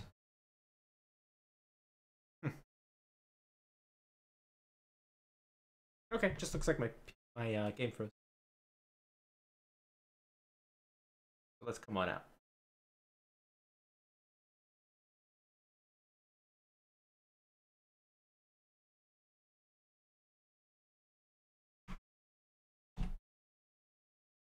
All right, give me a moment.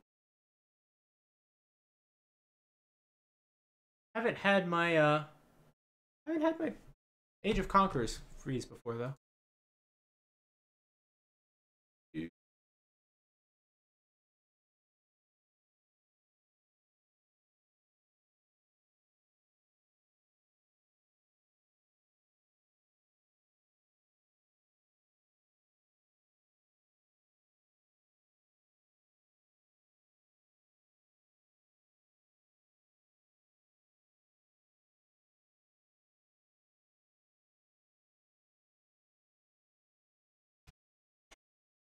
All right, so I'm just trying to figure out how to get out of the. I'm still in the game, and it has frozen my game.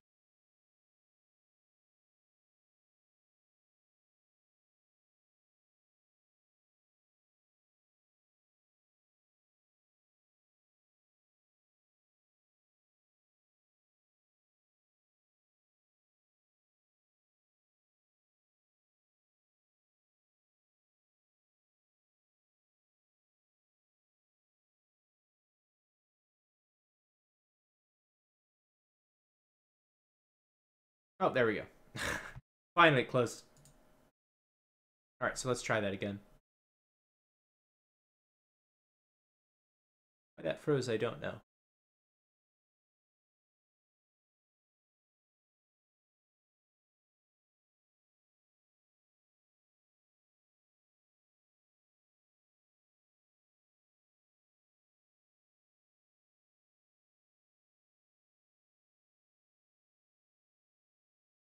Oh boy.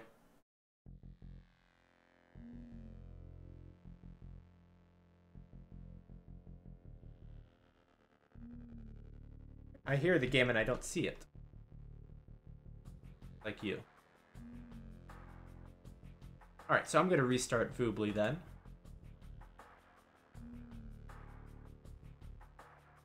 And this will probably take a few minutes like last time.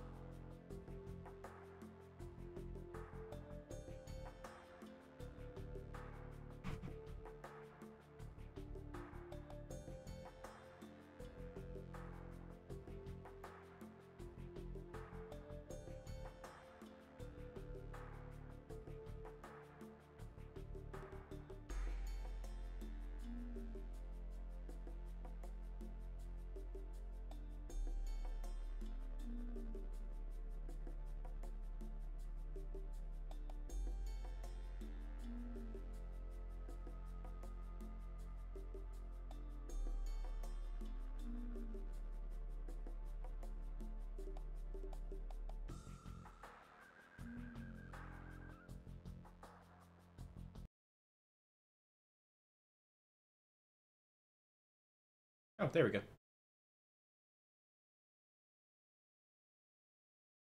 All right. So that didn't work. All right, so I'm going to restart my Voobly.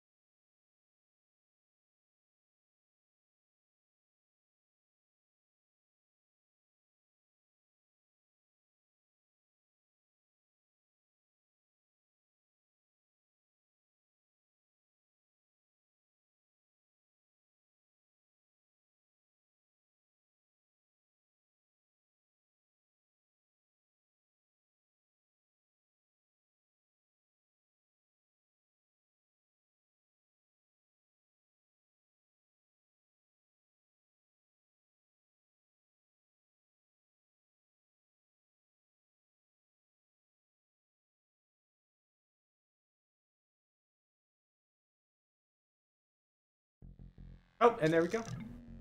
And hopefully doesn't freeze. There we go. Okay. I have no clue what that issue was, but let's move on.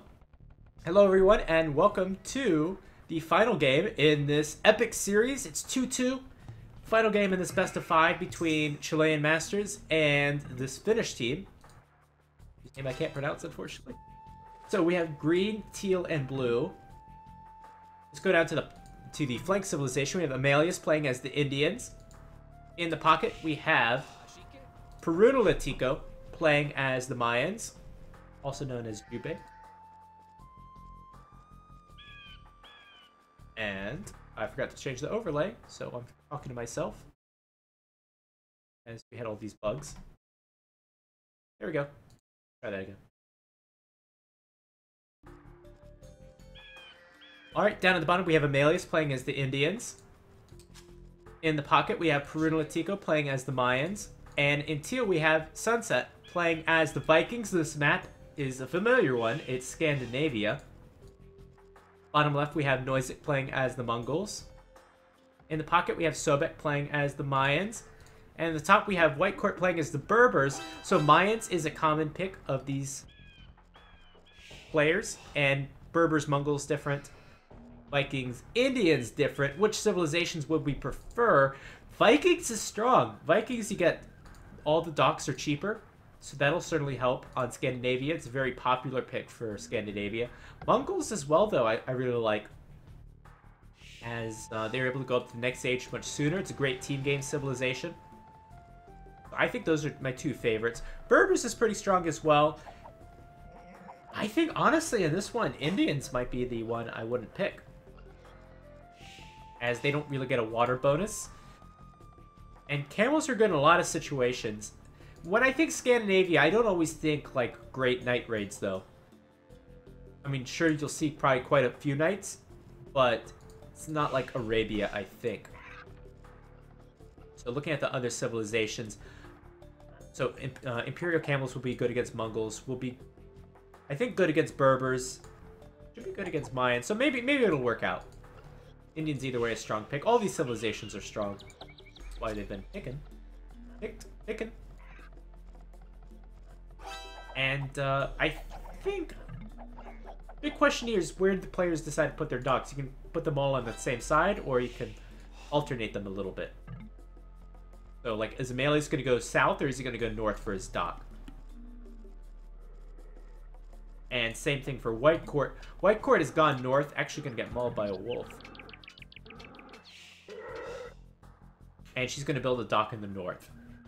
And will probably be the only member of the CM team that builds a dock in the north. So we'll see if Amelius is going to follow suit as well.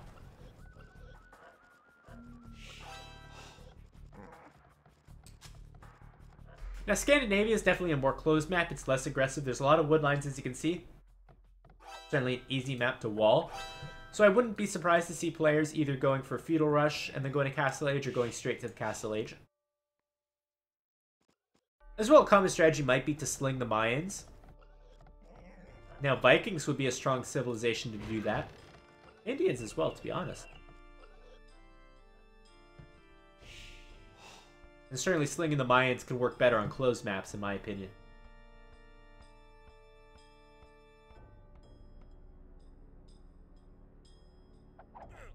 The players just establishing their docks. Do I see a green dock? I didn't see a green dock.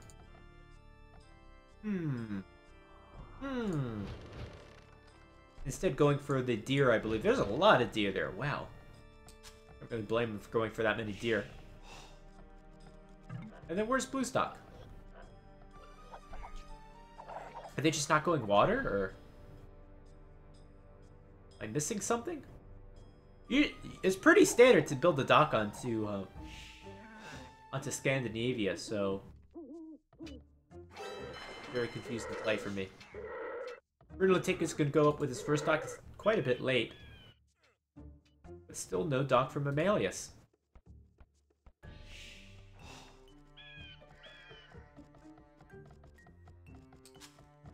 And Amelius will be up to the next stage pretty shortly.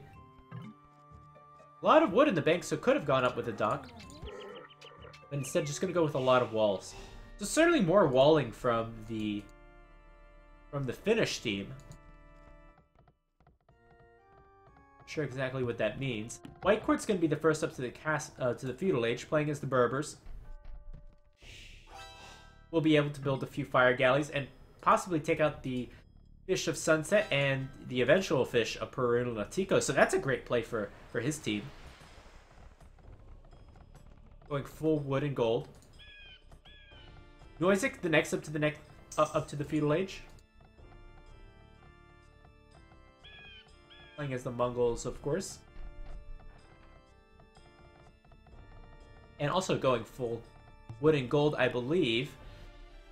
What are these villagers doing? Are they just here to wall, or tower, maybe? Gonna wall here on the bottom. Could wall his opponent in. Wall here, here, and here. Those will be pretty solid walls. Well, they do take quite a bit of effort. Looks like Noise's just going to build another dock in the south to secure a little extra food income. And just the most confusing thing for me in this game is why is Amelius not docking? Got 2 on gold. Gonna build farms. Find that very odd. So the first galley should be coming out from White Court as he's getting his double bid axe upgrade right now. Sobek up to the next age. Sunset up to the next age. Purple, blue, teal, red.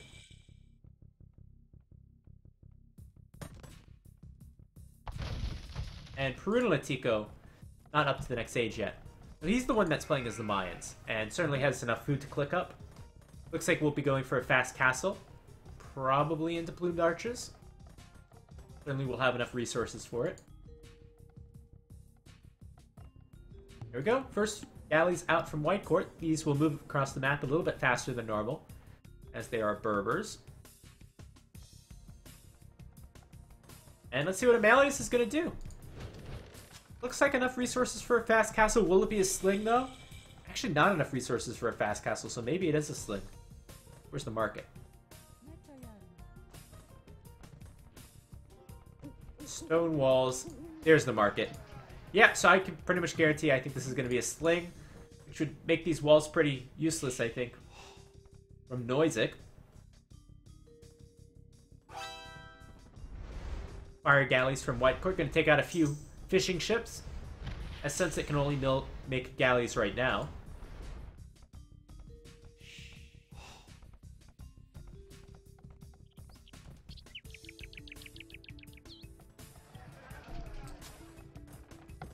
And let's keep our eyes on Perun Latiko's resources. Is more than enough to go up to the next stage. I don't see any on stone, though. Okay. I'm epically confused now. If you're going to sling the mines, why not go on stone? And you're going to make a market of your own. Okay. Has to be a sling to the mind. What else would the strategy be? Well, it's just it's a bad strategy.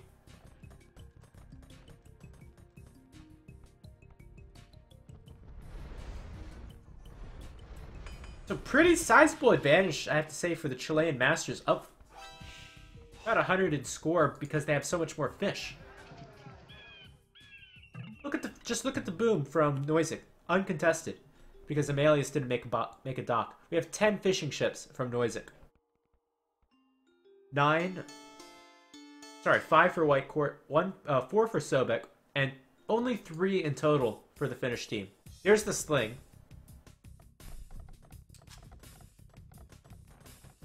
There's the sling, but it's not for plumed archers. It's for eagle warriors, it has to be. Okay, so eagle warriors can be just as strong as plumed archers if it's an open map. This is most likely a closed map, so if players decide to get their stone walls up, and if they can hold, that would be very good. One of the nice things about slinging for plumed archers is you can place castles, obtain map control, and break through walls easy. So this is the dynamic of the game. We're having a sling to the Mayans. The Chilean Masters will have to delay as long as possible and survive long enough. And they have a good head start, though. They have some walls up already. They have a good fish boom going. They just need to not die. Stone walls even coming up. So this will be good for keeping out eagle warriors. This is going to be great. Where is the weak point in this wall? So here's a weak point. You can get Stonewall behind as long as there's no ranged units. This is definitely a weak point. Here. But everything looks to be almost finished now. This is completely open still. And this will have to be closed relatively quickly. This will be closed. Great. It'll have to be closed right there. And it looks like it will. So those eagle warriors are just going to run into a bunch of walls. So we'll have to see some rams as well. Eagle warrior being upgraded immediately. Siege workshop. And Perunalatika will be up to the Imperial Age by around 23 minutes. And otherwise not much else going on.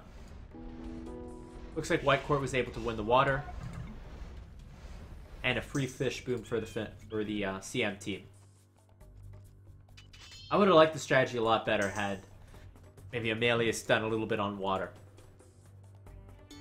Because that fish boom is such a big advantage. And as well, I just want to see plumed archers. I don't want to see eagles. So there we go, Imperial Age. Even Gillnet's being researched from Noisik.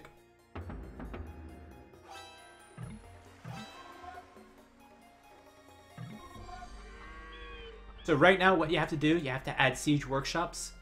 If you're the CM team, have some mangonels behind the walls, and there's nothing that can counter that at the moment.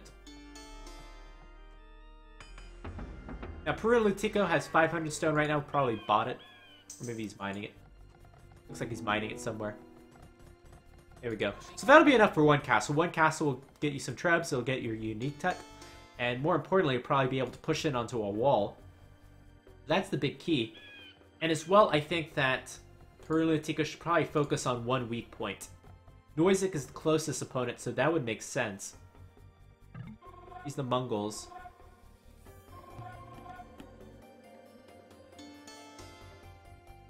Then again, if you get in towards the middle, you might create a huge disaster since the players aren't walled between themselves. Those eagle warriors can probably go everywhere. So Perunalatika is actually going to be in the Imperial Age before White Court's in the Castle Age. So that's the difference of the sling. Military point of view. Not a lot of units out from Perunalatika, as you can see. And 2 rams already done. So time is of the essence with the sling. There we go. Eagle warriors are out.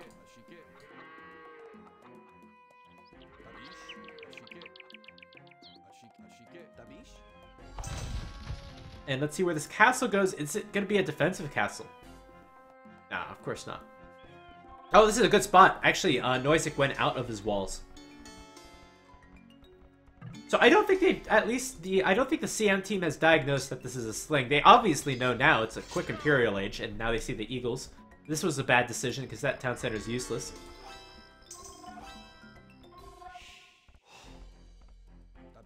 And this will have to be re-walled behind.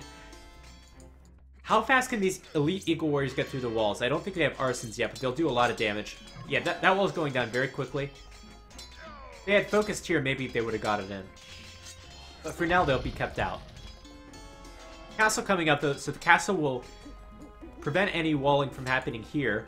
We'll have to see more walling here. Whew. If you're Noisek, I think just go all out. Just wall here. Just keep walling. Delete your buildings. Fortified wall being researched immediately. You just have to hold out as your allies boom. Remember, Amelius is not booming right now. He's on one town center. Very likely Peruno Latico will stay on one town center as well. Although, maybe he shouldn't. And Sunset is a full feudal too, so this is a double sling to the Mayans. So this has to work. This has to absolutely work for Peruno Latico. And every second that goes by is another second that the CM team goes farther and farther ahead in villagers. That's a lot of walls there. Now, maybe, I think it would be worth the investment to get the Onager upgrade. The Onager upgrade will cut you through the trees.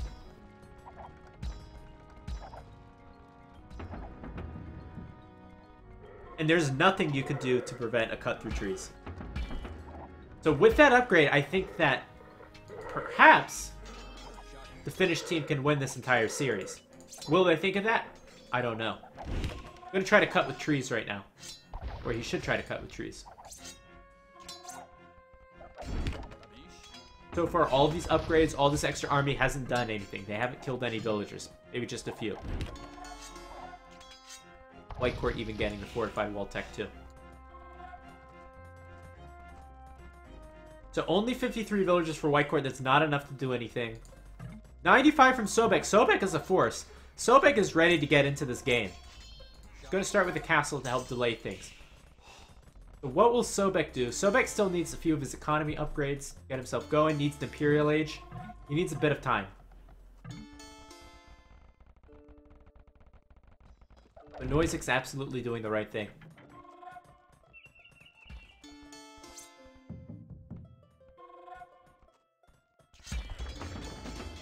And only 2 Capdrams. That'll take them some time to get through those walls. Siege Ram, though, that's a big one.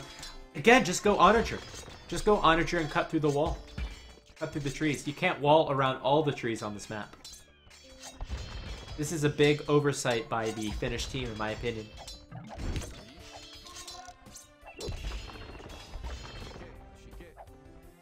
So the Mangonel's just for the Rams, I think.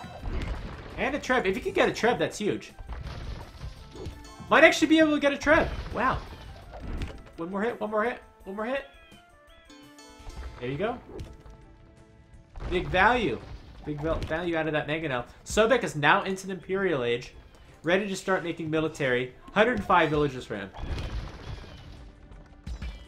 Sobek has almost as much villagers as the entire Finnish team.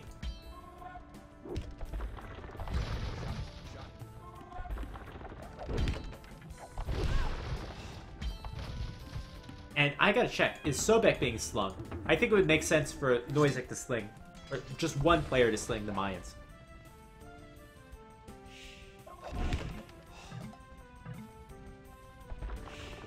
And surprisingly, Amelius is going up to the Castle Age. Perhaps they've decided that the strategy is not going to work. And they need to fall back on plan B.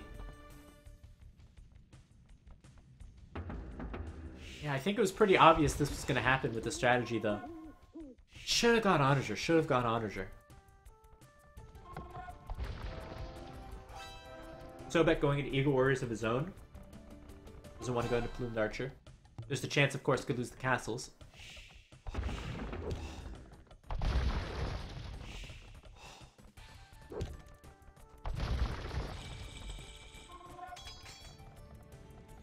And there we go. Imperial Age for Sobek.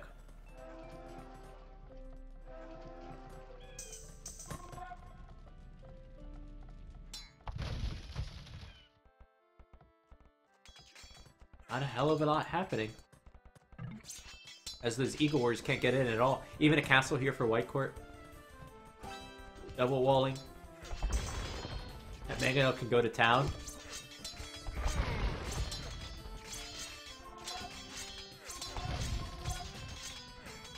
Bruno Latico is just desperate to get into these walls.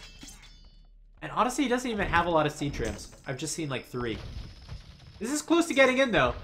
Looks like they're not really paying attention. Not close enough. The Eagle Warriors being massed from Sobek.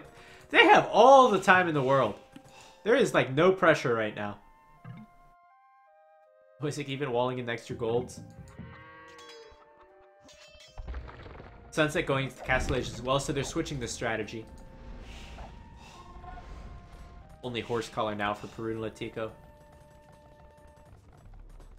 Perun Latico actually has the least villages in this game, despite not losing any. That's just poor eco management. That means his town center hasn't been running this whole time.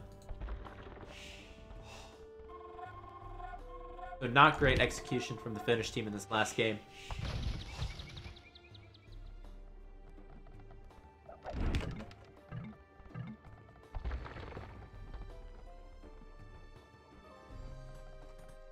And let's see what these 2 new Castle Age players can do. I think Sobek is getting ready to make a move out. Just needs the elite Eagle Warrior tech. Double blacksmith, as you can see. There is just so much time. So much time for the CM team. Pretty soon. Even White Court can come into this game. That's a good choice. Just go Cavalier. Imperial Age from Amelius, though. 60 villagers only. We have a total of over 300 villagers for the CM team. About 150 for the Finnish team, so double the villagers from the CM team. Noisy going up to the next stage, White Court. That's everyone on the CM team. Looks like every player will go into the Imperial Age except for Sunset. Where Sunset's at. Oh, Sunset could go in the Imperial Age, definitely. Look at his resources.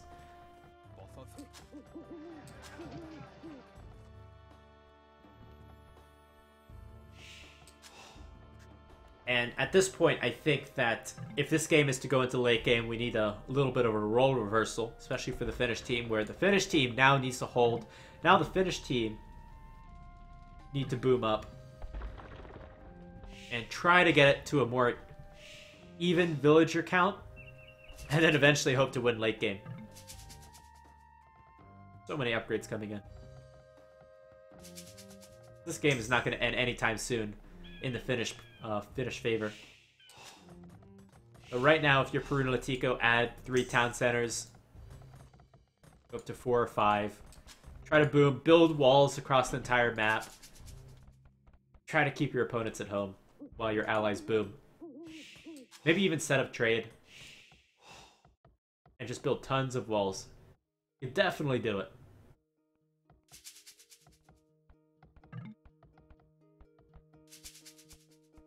Noisic starting trade already. I wonder if it's even worthwhile to do, like, the trade cogs. They're better than they used to be. That's a pretty straight path, too. I think it'd be worth it to try. There we go. Every player will be into the Imperial Age. We gotta see some action soon. You gotta think. Where's the army from, oh, but here we are. Fully upgraded Eagle Warriors. Walls are now being deleted.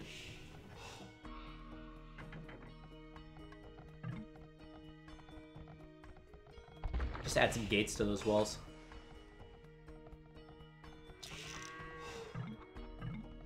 Noisy getting onager. Doing what Perun Latico should have done. Melee is heavy camel, okay. The hell is it? Well, he's Indian, so I guess that makes sense. What his team needs, really, is hand cannons. For the Eagle Warriors. What's the ELO of these guys? Jupe. All these players are around 2k level. The Noisik, White Court, and Sobek, I'm sure, are around 2k level. 1900 on Vubli. These other players are around 1900 as well. And prior to this game, we had some over 2K level players with the Max and Rubenstock.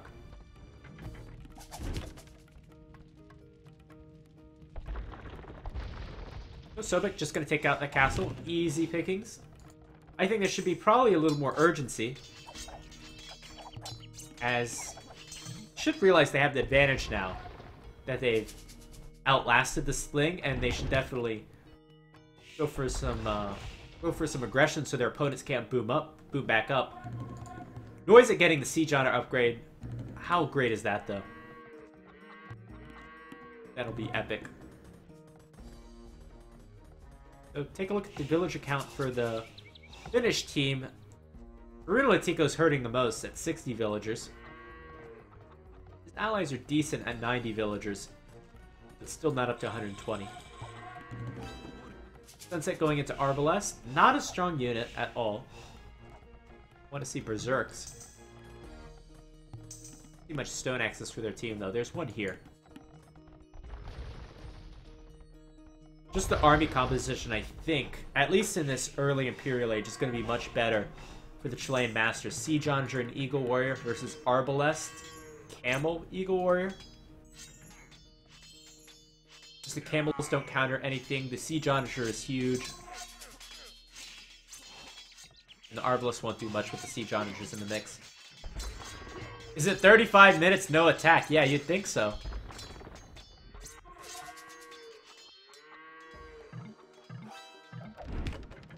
And Cavalier from White Court. I think the Cavalier will be pretty good against the Eagle Warriors, to be honest. They are very cheap for the Berbers. Oh, finally, here we go. Here's the big fight. The Siege Onagers are a little slow, but once they're in the mix, then this is a no contest. There we go. Do not take this fight with Siege Onagers in the back. Do not do it. This is going to be huge.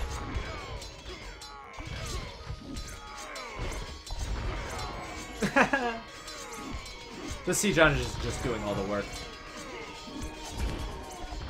They really flip things.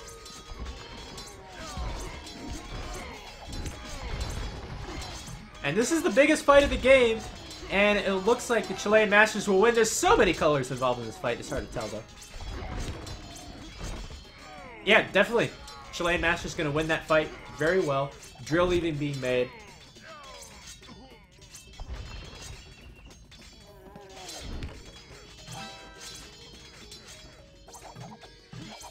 And these Arbalests being caught out by the Cavalier of White Court. So is this just going to be GG right here, or are they going to try to hold some more? There's the GG right there. GG.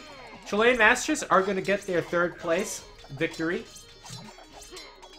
The Finnish team will go to fourth place, and that only goes to show the strength of these clans, these particular clans, where a team with Rubenstock and the Max go to fourth place.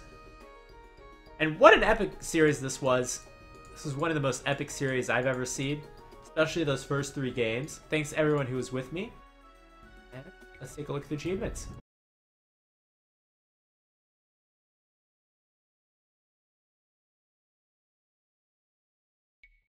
Military Stouts. This is terrible for a player that's being slung the whole game. 75 kills, 130 deaths.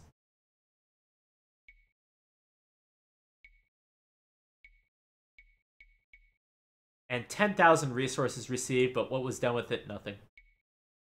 GG.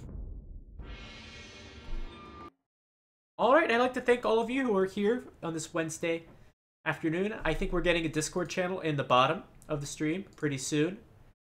Friday, we should have Mr. GPN will be streaming his arena games in the late evening if you're in Europe.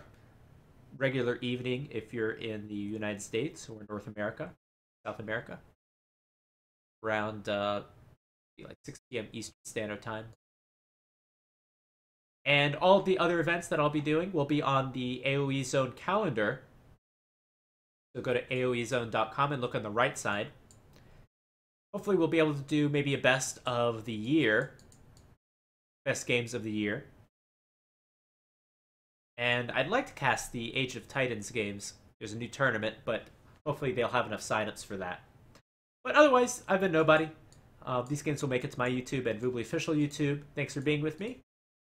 And if you have any questions, ask them now. Otherwise, I will host someone.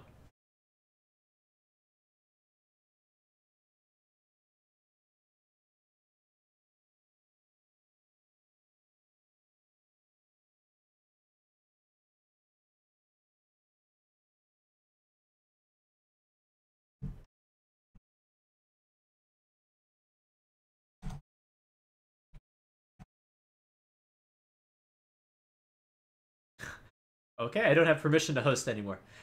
We'll sort that out later.